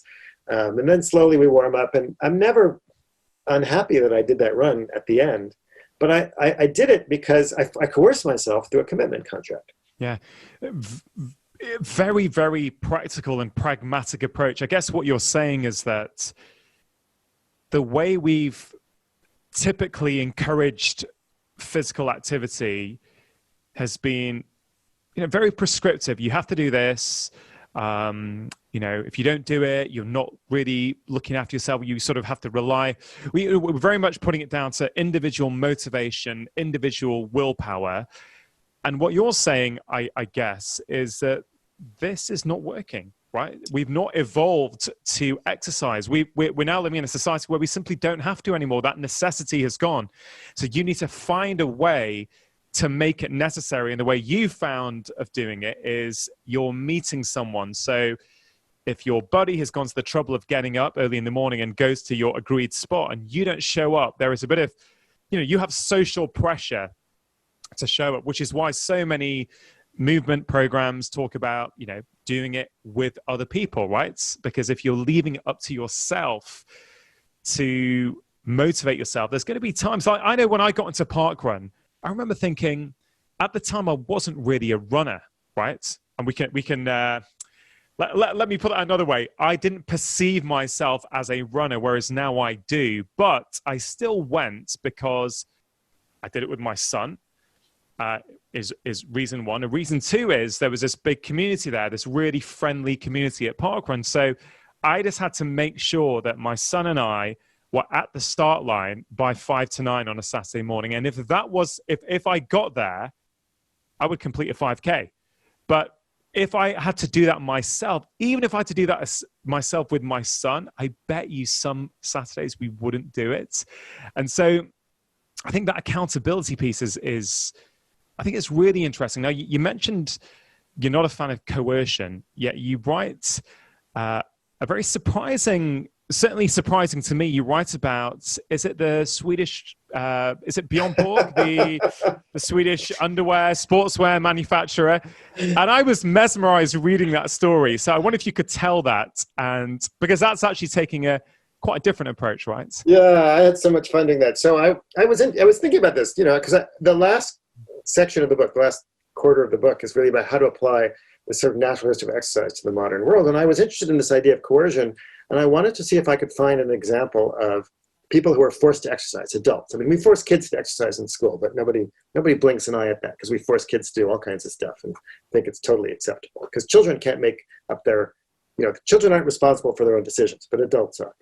And I was searching throughout the world. I was thinking about like monks in Asia who are forced to do things and whatever. And I wanted to, I'm very into participant observation. I like to try what I study. And so, that's why I've tried barefoot running, and I tried it. That's why I've chased animals on, done races against horses, and I'm into that. I like. And we're going to come to all that. Believe you me. I like to put myself in the shoes of the people I'm studying, and so I found on the web a few articles about the Bjorn Borg company. It's a company in Sweden that makes mostly underwear, but other kinds of sports clothing. It's actually no longer owned by Bjorn Borg, but it's and how those companies have those like little contact me thing. So late at night, I remember telling my wife I'd found this company and I'd read some articles, and she said, "Well, contact them." So I got on the contact page and I said, "Dear Bjorn Borg company, I'm a professor at whatever. I'm interested in this topic and I'm kind of curious to learn more." And I remember going to bed and saying to her, "Yeah, I'm sure I'll never hear from them." And then the next morning in my inbox was an email saying, come and join Sports Hour. come anytime you want. We'll be happy to show you. So I was on sabbatical and I had some time. So I got on an airplane and I went to they were very kind and they told me when to show up. So I showed up and they basically said I could talk to anybody in the company. And, I had to go to sports hour because at Bjorn Borg Company, everybody has to exercise. It's a requirement. And there's a sports hour every Friday at, I think it's 10 a.m. And there's no excuses unless you're injured, right? Whatever, or something like that. If you're a board member, if you're a visitor, it doesn't matter who you are. If you sweep the floors, if you're the CEO, doesn't matter. You go to sports hour. And so I went to sports hour, which is a really hard kind of CrossFit workout. It was great. It was exhilarating. And you can do it as hard as you want or as light as you want. And then they have all kinds of other events where they, instead of a Christmas party where everybody gets drunk, they run through the streets of Stockholm and have hot chocolate afterwards. It's a delightful environment. But of course, not everybody liked it, and some people left the company, but some people who are in the company love it. And I just talked to folks about it and see how it worked. And to my surprise, it was actually pretty popular. The people actually kind of realized that it was a beneficial thing. But I should also say, these are people who've drunk the Kool-Aid, as we say in the United States, right? That, everybody who really hated it has obviously left the company. You wouldn't be in that company if you didn't think this was acceptable. But the fact of the matter is that's, as far as I can tell, the only company in the world that does that. And we're not going to find, that's just not going to work in most places. And we have to find other ways to make exercise necessary. Yeah, what's interesting about that company for me, and you're absolutely right. There's that inbuilt bias, isn't there? Because some people, if they know that about the company and that's not their kind of thing, they may not even apply for a job in the first place. If they start working there and they think this is a good idea, but then they feel it's too much pressure, there's some sort of camaraderie that they don't like or they don't thrive on, they might leave. But it's an interesting model, and I appreciate this cannot be rolled out across society. There's a kind of ethical point there, I think, as well. But, I wonder what you think about the ethics of that, where a company says, hey, look, and again, I'm not speaking for that company because I don't know the ideology behind it, but let's say a company felt that, well, we know physical activity is important because it will help the employees, it will help them with their health and well-being, it's going to help them concentrate, focus, be more productive, it's a great way of bonding. I guess what would happen if companies some companies were like, well, look, this is part of the culture here, and if you want to work here, this is sort of what we would be supporting. It's quite a tricky one ethically, isn't it? Because it could be done in a way where it's very supportive, and it's like, well, if you just want to walk for that hour around the gym, that's fine. There's going to be no pressure on you from your manager or from the boss. I know you'd have to demonstrate that there was no discrimination by doing that, but it's working there. I mean, could that be you're saying that we need to take personalized approaches. Well, so could that work for some companies? Well, I mean, let's flip the question and ask, did that used to work for some companies? So in the United States, as in every in Europe, universities are kind of like companies, and every university until recently required students to exercise. In the United States, physical education was 100%. Every single university in the country, Harvard included, required physical education. Wow. And going back to the ancient Greek philosophers and in the traditions in India and China, everywhere in the world where you had educational systems, which of course were for elite people, right? Because peasants didn't go to school, but wealthy aristocrats did. With no exception, exercise became part of people's education because people understood that there was a relationship between exercise and the body and the mind, right? Mental health and physical health, and that exercise is good for students. And that was dropped in the United States and starting basically in the 70s. So Harvard, for example, got rid of its physical education requirement in the 1970s. And now, we see the results, but these are adults, these are 18-plus-year-old people, and it was required. And So, I think this is, and of course, until recently, everybody had to be physically active to get to work. They had to, walk to get to work. They didn't have elevators to get them to their floor. We could go on with all the things that have changed in the world. So we've kind of shifted our workplace and shifted our schools without shifting the kind of how we approach our bodies. And so maybe Bjorn Borg Company is going back to something very ancient in a new way.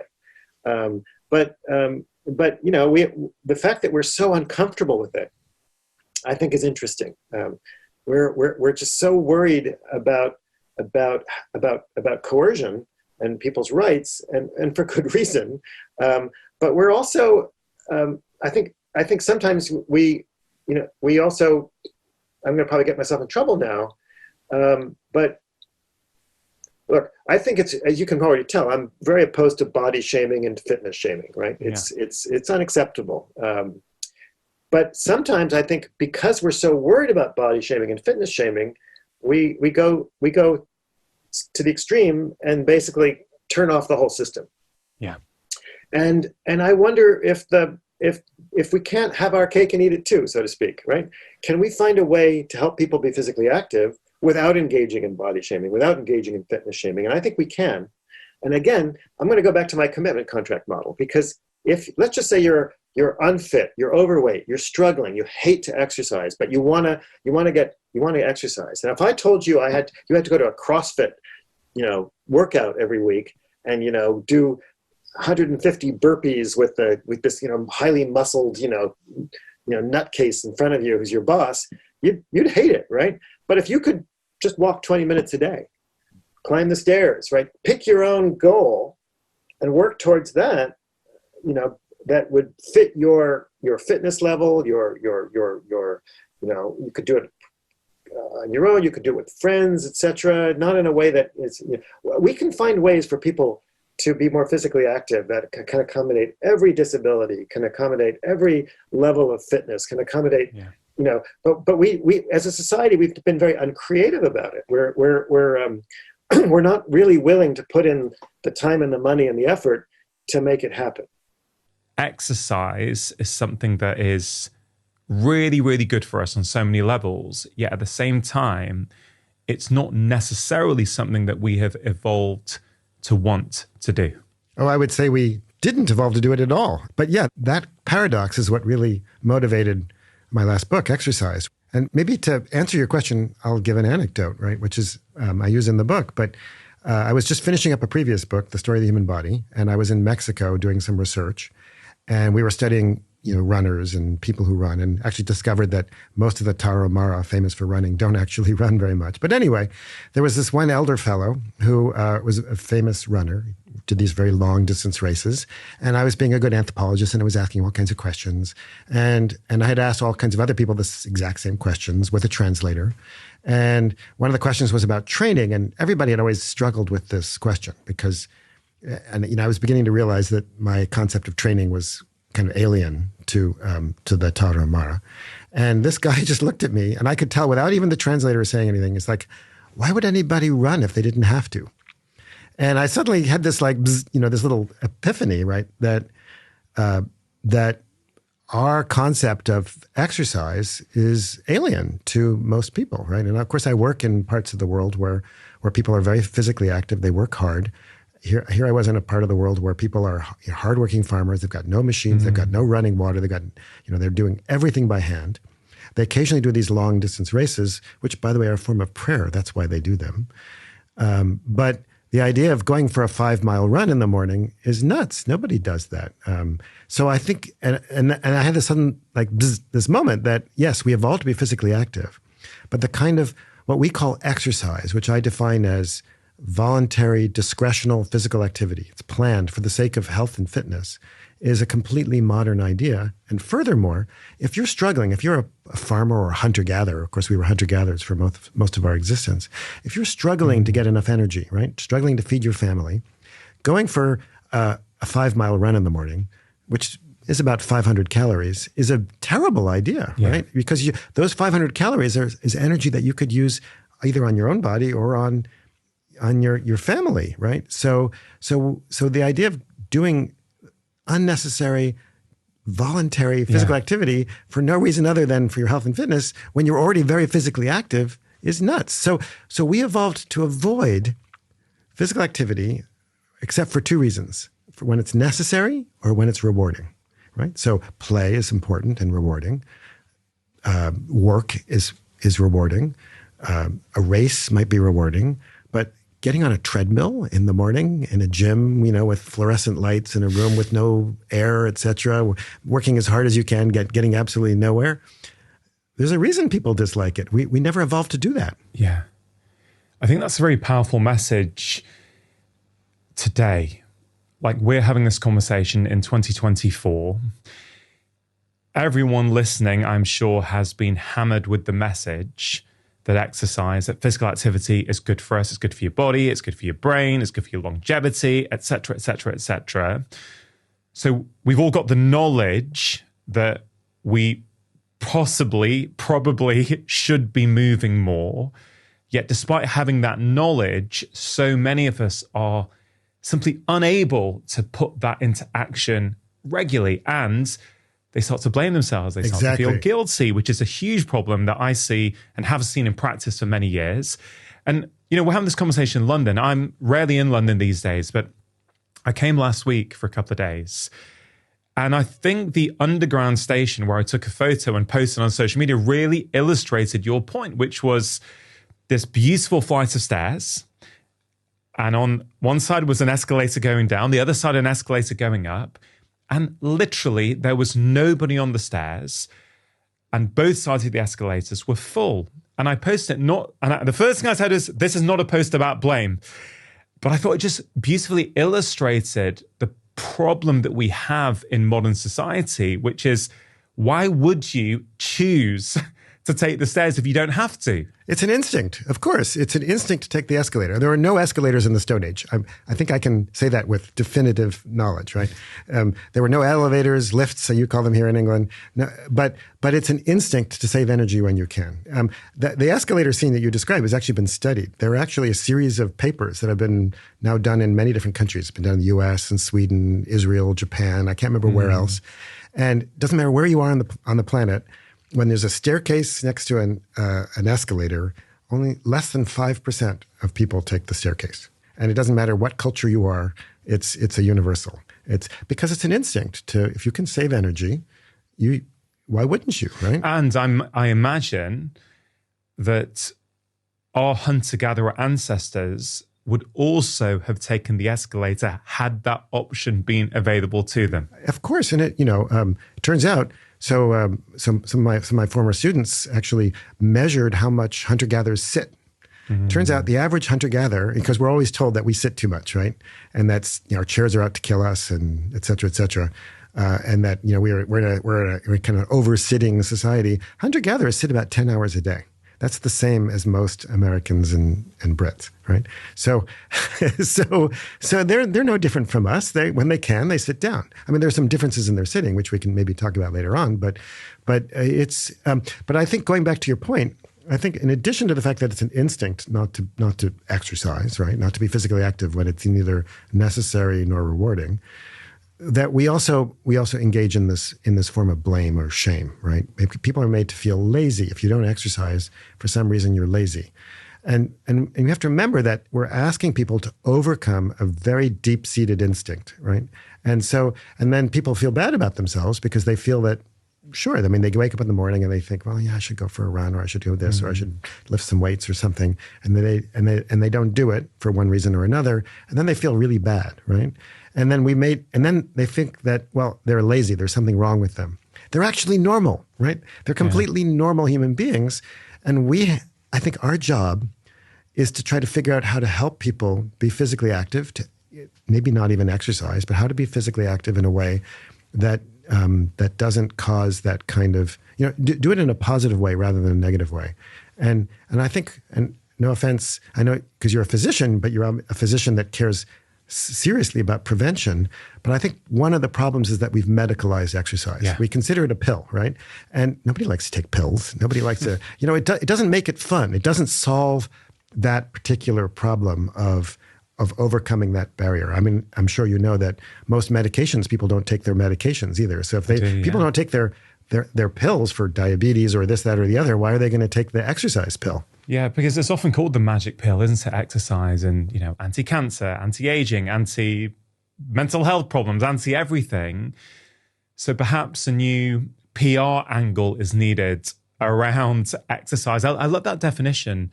I can't probably get it word for word, but you basically said some sort of structured, planned activity for the purpose of health and well-being. Yeah, I think the key word is discretionary. You don't have to do it. Discretionary. It's discretionary physical activity for the sake of health and fitness. Yeah, it's interesting. The movements that, our ancestors used to do regularly, and you've detailed them in depth in Exercised, but they're not doing those things for the purpose of health and well-being.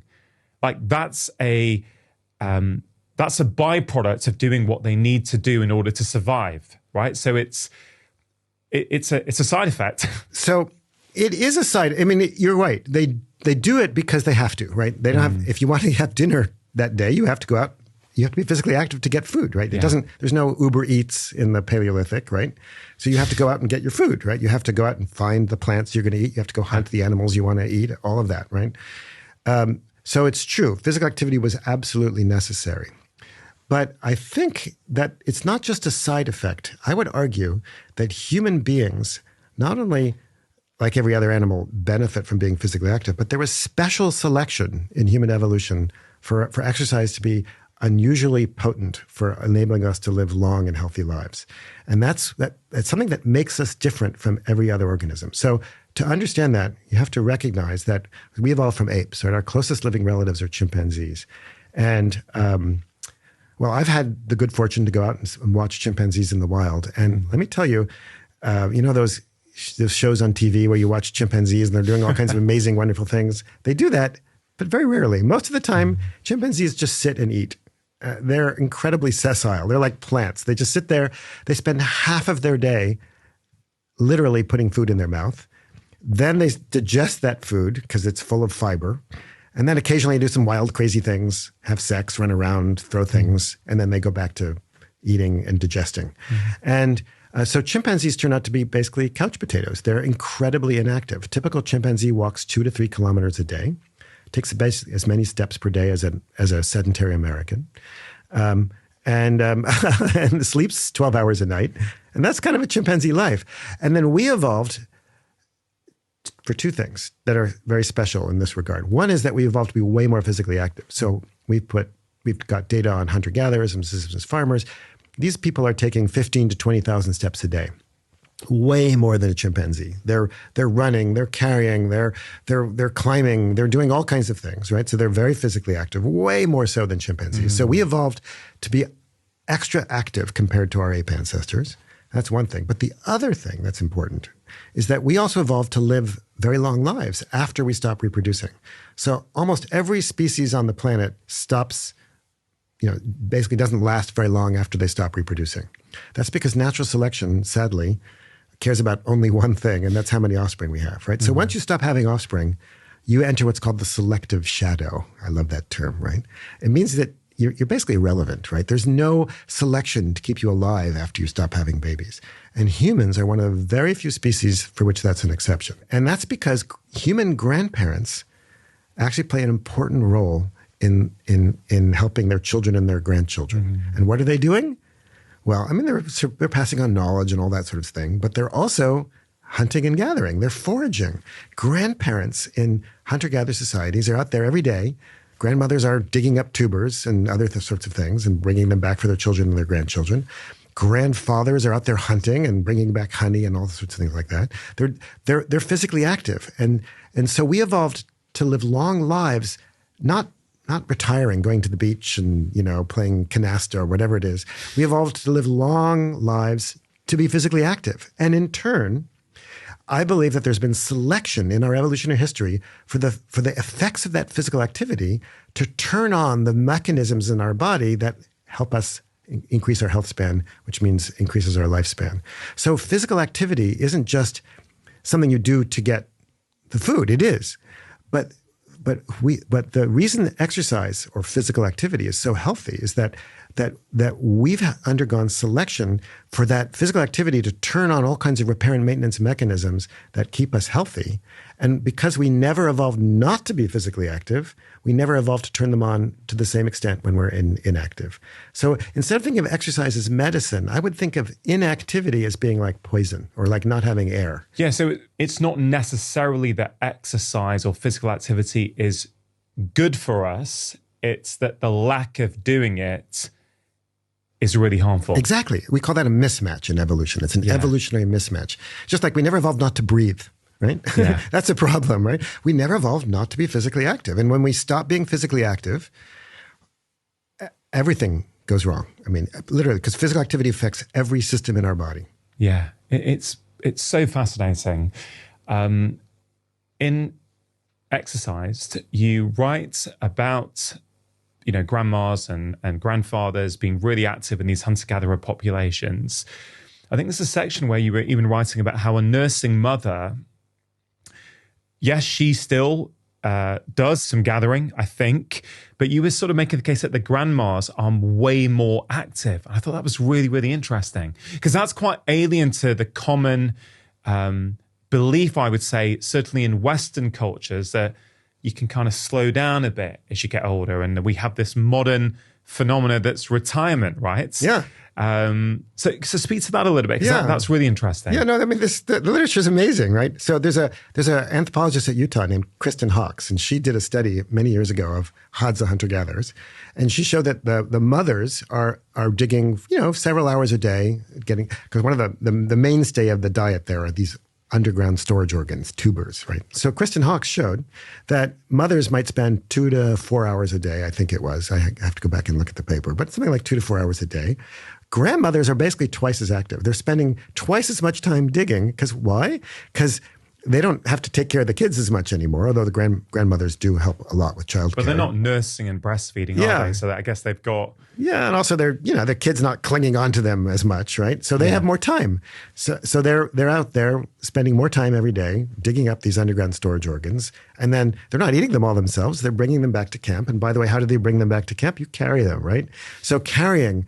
today we have maybe little backpacks, et cetera, but we don't carry very much anymore. But in the life in the Stone Age involved lots of carrying. So they're digging, they're carrying, they're walking, and all of that goes until you die. Basically, there's no weekends, there's no bank holidays, there's no retirement, there's no Social Security or its equivalent.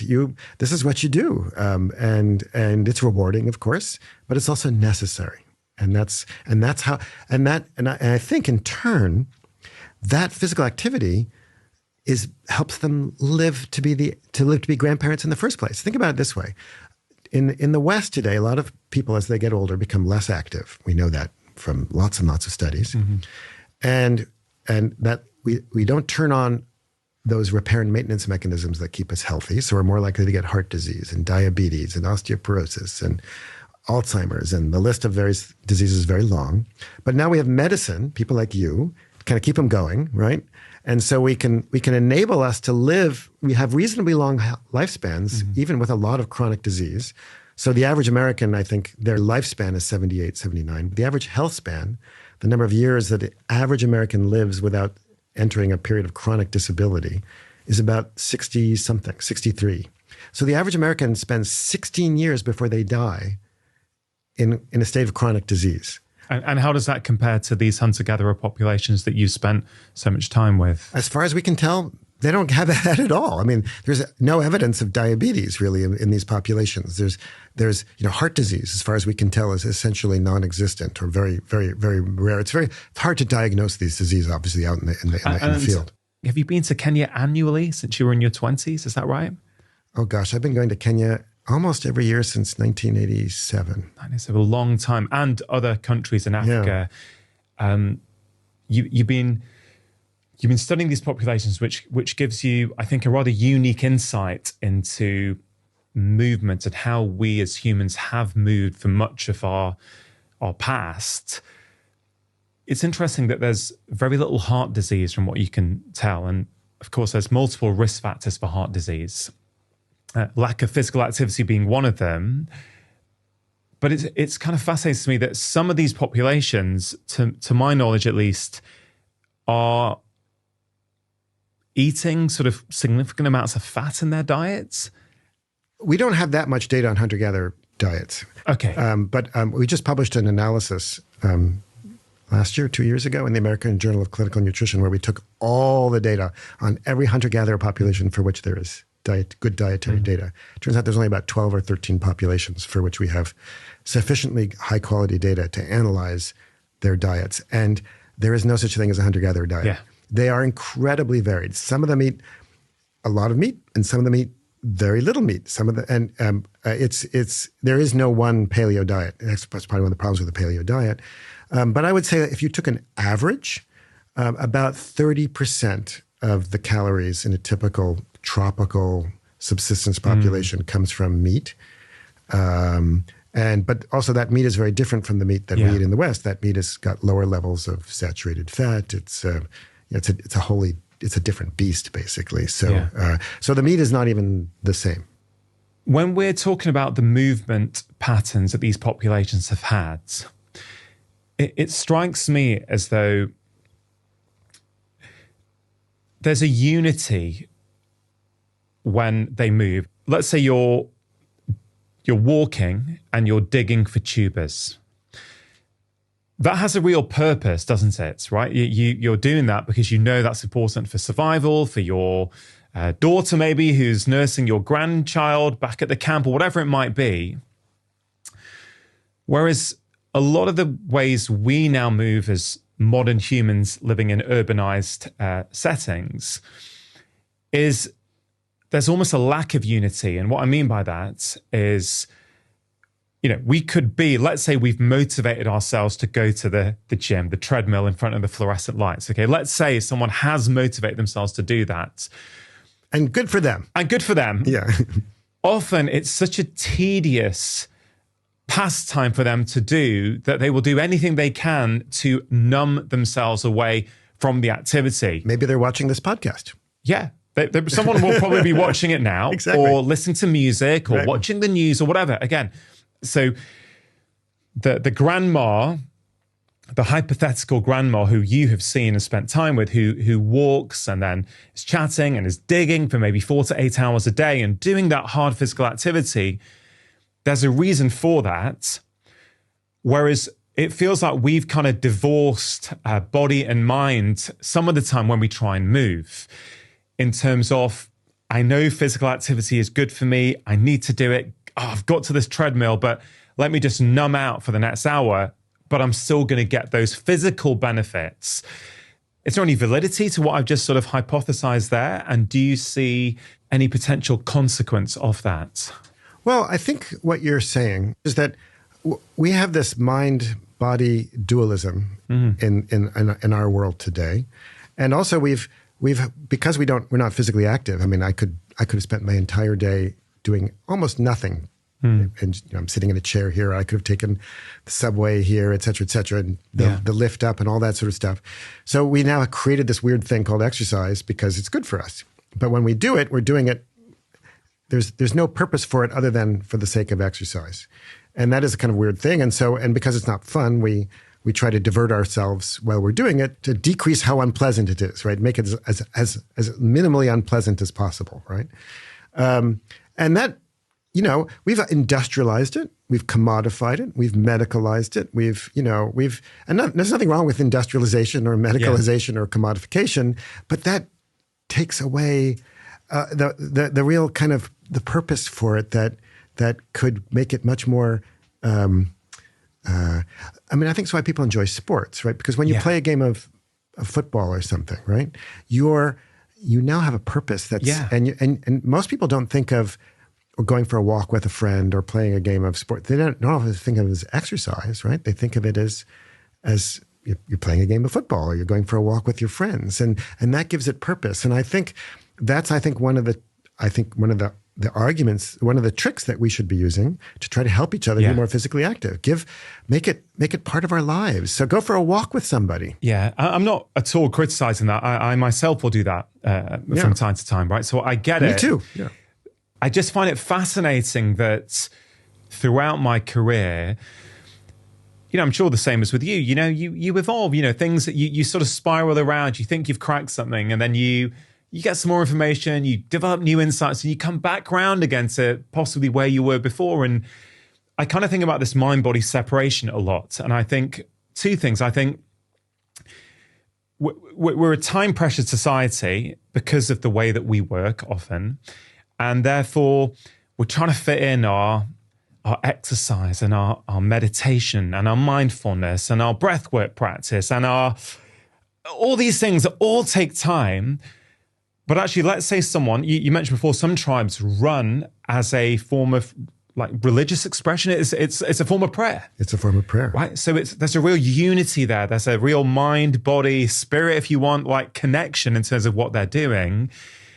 And you tell this beautiful story, I think, in the chapter on walking and exercise about when you accompanied two Hadza gentlemen on a hunt. I think you asked them if you could go on a hunt. And it made me stop and laugh when, they were very minimalist dressed with their kind of sandals, and you had your full gear on and your waterproof trousers and your GPS and your backpack. And it really painted a wonderful image.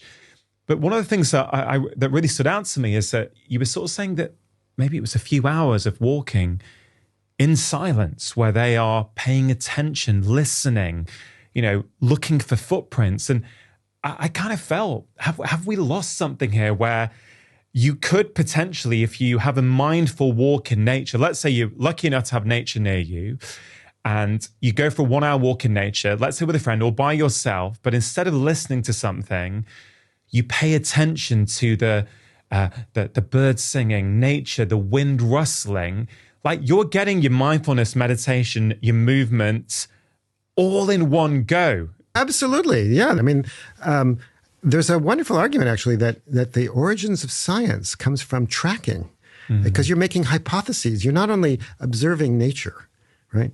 Because you need to, right? You're trying to follow an animal, right? But you're also thinking, you're making guesses. So I think it went to the right. Oh, let's see. How would I figure that out? Oh, there are some footprints. So I think that you're engaging your body and your mind together in an integrated way that is really kind of wonderful. And I think that that's actually the origin of the runner's high, because if you do really long-term aerobic exercise, you get this wonderful thing called a runner's high. It's caused by basically endocannabinoids, right, which are the same molecules that give us a high when you have cannabis. And when you get high, right, what happens? You have an increased sensory perception. Yeah. In fact, one of the first times I got a really good runner's high was actually at the London Marathon. I remember, because I ran London many years ago. I ran the London Marathon, and I was at a conference and whatever, and I just had fun running it, and I just kind of ran it for fun. And at the end, I remember going by Big Ben, because right by the end, and I remember saying to myself, wow, Big Ben is really big, and I was having like experiences like that. I mean, everything was, the blues were bluer, and, that person's butt was, bigger, and, all the things I was looking at. And I remember when I got to the finish line, and I was talking to some of the folks from the medical tent, because I was working with some medics there. Yeah. And I remember this guy named Dan Tunstall-Pito, who's the medical director of the marathon. He said, Dan, you need to be very careful on your way back to your hotel, because you've got a really serious runner's high. Right. It's like, oh yeah, I guess I do. Wow. But why do we have that runner's high? Because when you're running, you're tracking and you're picking up all this information, and it's helping you get more, everything you're seeing is now heightened. The sensory awareness is higher. And I think, so we actually have adaptations to increase exactly what you're just talking about. Because I guess the point of running, and I appreciate that you do mention that there are these long races that the Tarahumara often do to, celebrate or as a form of prayer. But generally speaking, the running is done for a purpose. Correct. So therefore, it makes sense that we would have heightened awareness and sensations and maybe sound. Yeah, and everybody who runs knows that, or does any kind of exercise, that you have this heightened sensitivity. And, it can be fun to listen to. This morning I ran along the Thames, and I had headphones, and I listened to some very zippy playlist, and that was a lot of fun. But sometimes I often run without music, and I find it's a form of meditation, and my mind wanders, and I look at sights and all that, and that's really kind of wonderful too. I think when I spoke to Eliud Kipchoge, the Kenya marathon runner, a couple of years ago, the week after he broke the world record in Berlin, from recollection, when he's running with his running team and his crew, no one's listening to anything. Never. But he said, I think when he's like doing some extra work on his indoor bike, I think he said that's when he'll put on music. Again, to sort of maybe dilute the tedium of something. Whereas, sure. Which I find interesting. Dan, you've studied the biomechanics of human movement in a number of forms over the years. Yeah, that's my day job, really. Yeah. And so, from what you have seen, and there's a gorgeous section in the introduction where you said you've played barefoot cricket in India, you've raised horses on foot in Mexico, you've tracked oxen and kudu in Tanzania, you've run and carried water over your head in Kenya. I thought, what a rich life you have led. You've studied all these populations as well, but what are some of the key things you've learned from these more natural populations about human movement that we perhaps have got wrong in terms of how we understand human movement here in the West? Well, first of all, I think what I've learned the most from I've been very fortunate. I agree, and I have the best job on the planet, I think, and I'm incredibly lucky. But I think what I've learned the most is that these folks are just ordinary, everyday folks. They're like everybody, right? And they have the same goals and wishes and desires. They're trying to do better for their children, and they're working hard, just like people in London are working really hard. But they're just working hard in a different way, and there's nothing really special about them. It's just that. But I think the thing that I've learned the most, I've learned to really, I don't think of them as more natural populations. I just think of them as just human beings who just live a less industrial life. But I think what I've learned the most is that it's changed the way I think of what's normal, right? We think it's like yesterday I got in an airplane and flew from Boston to London. And this morning my hotel, I had breakfast cereal that came in a box. And I had, milk that came from a thing. And when I wanted water this morning, I just turned a faucet and out it came and all that. We think that's normal. And I think what I've learned the most is that the lives that we live today in many parts of the world, especially cities and high income countries, they're not normal, right? And just perceiving that, thinking about that, has been eye-opening. Everything from the footwear that we wear, like wearing cushioned shoes with high heels and all that kind of stuff, to the foods that we eat, the physical activities that we do. They're not normal. There's not no one normal way of doing it, but what we're doing is very abnormal. And sometimes that's good. I mean, antibiotics are good. Refrigeration is good. There's, brushing your teeth is good. There's lots of things that I do that are not normal that are good for me, but there's also a lot of things I do that are not normal that are bad for me. And I think the experiences I've had have helped me think a lot more about just what's normal, and also think about variation, because there's an enormous amount of variation out there in the world. If you go to populations in the Arctic versus the tropic and the wetter tropics and the drier tropics, et cetera, the variation is stunning. It's stunning. You mentioned footwear then. You're probably regarded, I think, as one of the godfathers of the minimalist shoe movement. The barefoot professor. Yeah, I don't know how that sits with you, but let's go there. You do mention it quite a bit in exercise as well, about the footwear that these less industrialized populations routinely wear. Many things in life have got that there are trade-offs. There's pros and there's cons. What are some of the benefits, do you think, of those populations and potentially us wearing kind of less cushioned shoes, or for want of a better term, minimalist shoes?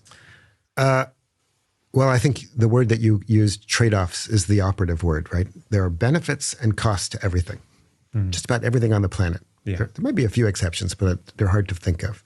And shoes are one of them, right? So shoes, the big benefit of shoes, apart from the fact that they can look sexy or nice or all that kind of stuff, is that they protect your foot, right? They protect the sole of your foot from damage. And the other thing that we look for in shoes today in high industrial, wealthy populations is for comfort. So we wear shoes because they look good, they protect our feet, and they're comfortable. But the trade-off is that is really the most important trade-off is that they make our feet weak. So what a shoe does is it kind of does some of the work for you that the muscles in your foot would otherwise do. If you have a shoe that has like if you've ever gone for a walk on the beach, which I'm sure you have, or gone for a run on the beach, after a day of running or walking on the beach, your feet are kind of tired. Why is that? Because when you're pushing off from the sand of the beach, that's a compliant surface, and now you have to use your foot muscles, have to work harder to generate force. And you're talking about walking on the beach without shoes on. Without barefoot. Yeah. Thank you. But if you were to wear shoes, it's a lot easier because you've now made the surface now stiff. And so you can push, we have this old expression in America, you can't fire a cannon from a canoe, right? If you push off from a stiff shoe, right, your foot muscles have to do less work. Yeah. And your muscles in your feet are like the muscles on any other part of your body. If you use them more, they're stronger and they're larger. And so by having shoes that are stiff, but also having arch supports in them and toe springs and all the fancy schmancy features that we have in our shoes, enable the foot muscles in our feet to atrophy or not grow to the extent that they normally would have grown and be as strong. So we've published studies where we've taken out into the field just an ultrasound. Now we can have these really cheap ultrasounds that work on a tablet. It's amazing, the technology. Okay. So we can go out and ultrasound people's feet in Kenya and places like that in Mexico. And people who don't wear shoes have much stronger foot muscles. That's the best way to measure foot strength, is the cross-sectional area of the muscles. And we can look at people from the same population who live in the city who wear shoes all the time, and they have smaller, weaker feet. They also have a much higher percentage of flat feet. So actually, out in the areas where people are habitually barefoot, we don't see flat feet at all. I mean, it's non-existent. Whereas you go into the city, you see the same percentage of flat feet as we see in America or in England. Yeah. So I think the big effect is that people's feet have become weak. And you go to the gym and you watch people work out, right? I go to the gym sometimes too, and people are working on their biceps and their legs and their whatever. But the one bit they're not working out is their feet, because they're now encased in these supportive, cushioned shoes that have. So that's one thing. And there's one more thing though, which is that when you have cushioned shoes, it also changes how you run. So barefoot people don't land hard on their heels. They have to land softly and gently because it hurts. Yeah. And now we have these shoes that have all this cushioning, and that not only that changes the mechanics of how we run, and when that does that, we end up not feeling the impacts, but the impacts are there because they're just slowed down. That actually increases the impulse. That's the area under the curve. It's the integral of the and that actually shoots up to our knee, and we think that causes a lot of knee injury. So shoes make your feet weak, and they also, I think, change the way we walk and run, and that can have negative effects. Okay. I've got so many questions. That's a long answer. Sorry. No, not at all. I mean, regular listeners to this podcast will know what a fan I am of minimalist shoes. I personally have been wearing them since 2012 now, so 12, almost 13 years, like pretty much exclusively. I see you've got some Vivo Barefoots on, like I have at the moment. But I just want to go back to what you said about strength. So let's make the case to someone who goes, well, but why do I need foot strength? Like, for example, they may see the merit in, I don't know, going to the gym.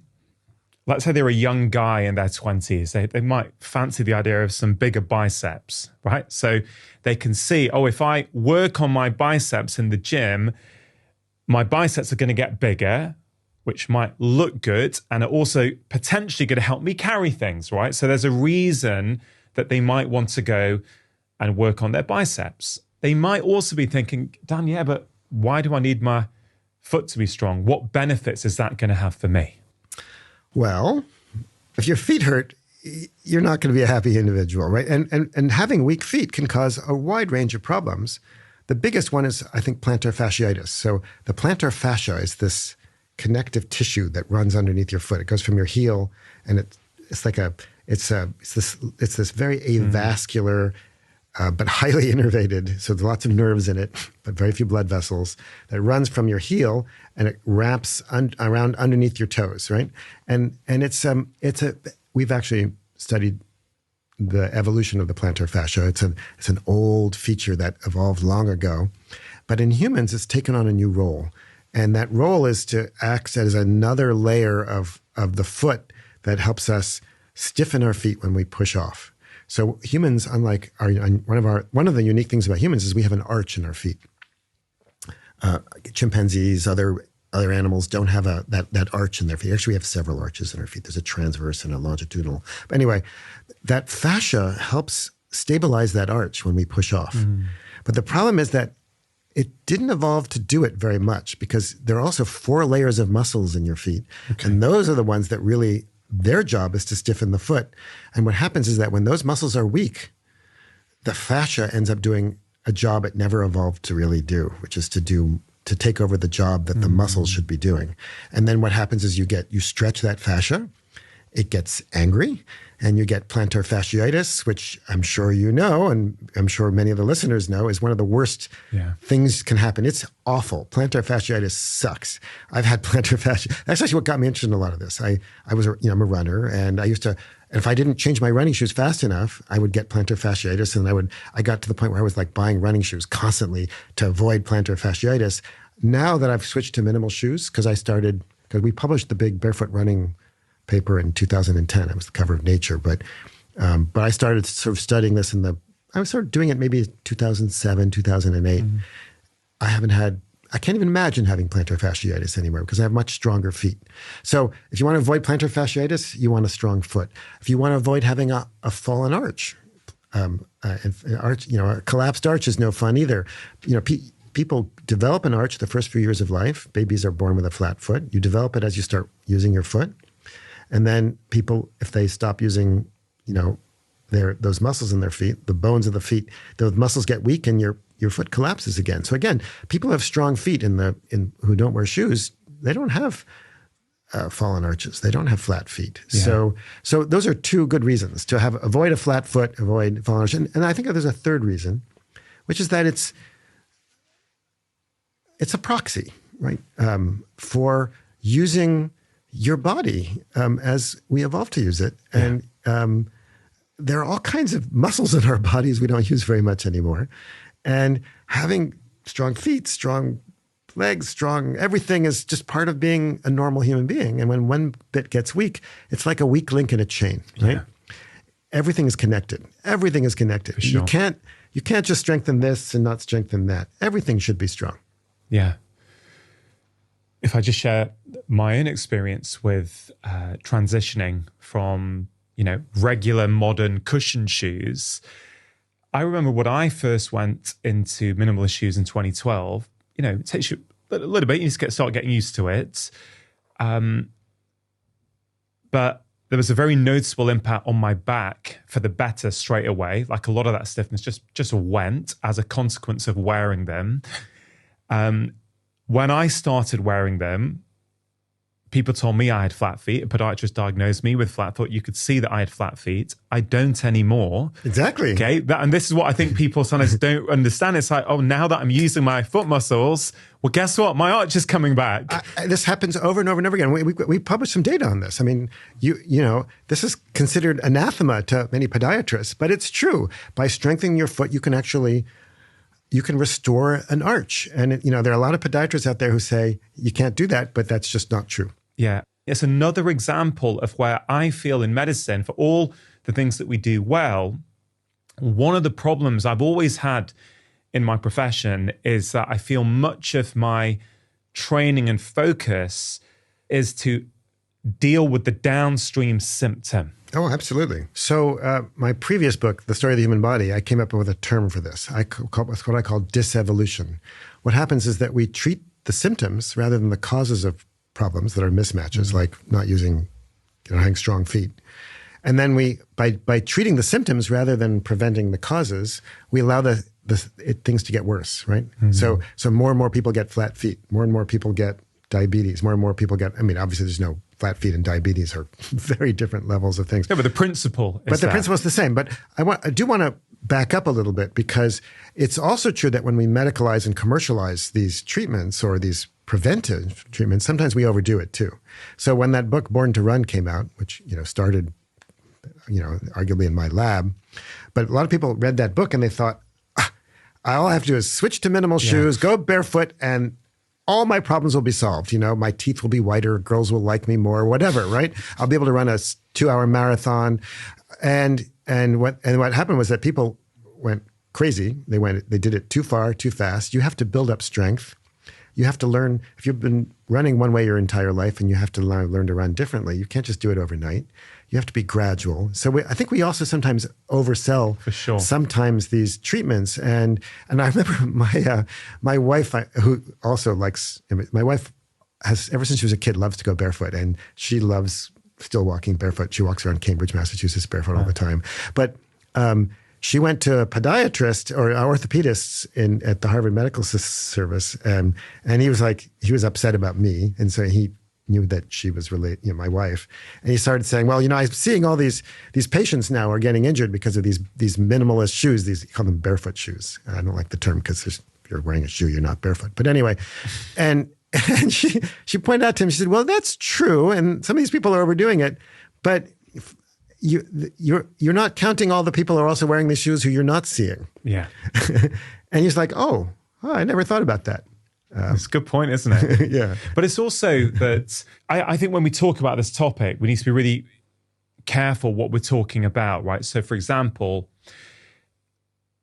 my current view, based upon what I've seen and what I've studied, a lot of it being your research, is that a lot of the benefits come when people start living their regular daily life in minimalist shoes, right? So they're office shoes. They go to the shops in them. They're, I think most people, a lot of people do really, really well when they make that transition. I do think for some people, look, some people can run in cushioned shoes and are having no problems. They're running fine. And if it ain't broke, don't fix it. Yeah, so I get that. So I think the whole minimalist shoes thing gets conflated with running. And I think running is, sure, like I run in minimalist shoes, but I've been wearing them for 12 years now, and I've been gradually doing stuff, right? But I don't think you necessarily have to run in them. No, of course not. Actually, that's one of the things that's mystified me. So when we published the Barefoot Running paper, and it was the cover of Nature and had a big deal, and it's, and it got a lot of publicity. And I thought, okay, this is fun, but you know what? What's the most fundamental form of physical activity? It's not running, it's walking. And I expected to see people start applying the tools that we, the arguments that we published and the methods that we published and the ideas that we published to start working on walking. And yet there's now been thousands of papers in the literature on barefoot running. It's been great for my, citation index. But I was like, why aren't you guys studying walking? Walking is actually more important. So we've started doing a lot of work on barefoot walking, published another paper in Nature. And what does it show? So here's one of the really cool things that we found was that, when you walk barefoot, of course, you develop calluses. And calluses are the natural shoe. And one of the reasons we wear shoes is to protect our feet, right? Calluses, people can be barefoot and they can walk on the most amazing stuff if you have a proper callus and you don't feel, you don't hurt yourself. But what's really cool is unlike a shoe. So when you're wearing a shoe, you don't feel what's under the ground. You can't tell what temperature the ground is. You can't feel the pebble that you stepped on, etc. But when I started running barefoot, I suddenly realized that I could run over an acorn or something like that and not hurt me. Right. When you say you were running barefoot, do you mean with minimalist shoes or completely barefoot? Completely barefoot. Okay, so yeah, real barefoot. When I say barefoot, I mean barefoot, right? Got it. And I build up calluses. So I had this tradition. I would run the Boston Marathon, which is in April, and then I'd start taking my shoes off. And by the end of the summer, I had really nice thick calluses, and I put my shoes on again in the winter, right? And I realized that I could run over surfaces that would otherwise hurt me, but it wasn't that I didn't feel the ground underneath me. It's just that it didn't hurt me. So what calluses, because calluses are made out of keratin. It's like what makes your fingernail or your hair, right? It's stiff, but but it's protective. And so when you run on calluses, you're like a fingernail. It's protecting your feet remarkably well, but with no loss of sensory perception. That's amazing. And so we did these studies in Kenya. We looked at people who had thick calluses because they'd never worn a shoe in their life, and we measured their sensory perception. And we ultrasounded their feet, so we knew how thick their calluses were, and they could feel just as well what somebody who had almost no calluses had, but they had all that protection. And so one of the things that's abnormal about our world, we were talking earlier, is having no calluses on your feet. And I remember when I was doing a lot of barefoot running, I don't run barefoot very much anymore because I've just kind of, I don't know, moved on. But I remember one morning there was this, to get to the Charles River from my house, so there's a few streets I run down, and I often in the morning I would see this woman she had two beautiful dogs. I remember I would see her all the time because they were gorgeous, beautiful dogs. And I remember one morning as I was running by her, she looked at me and she said, "You're not wearing shoes." And as I went whizzing by her, I said, "Nor are your dogs." And she was like, the look of shock on her face, like her dogs are not wearing shoes. Oh my God, right?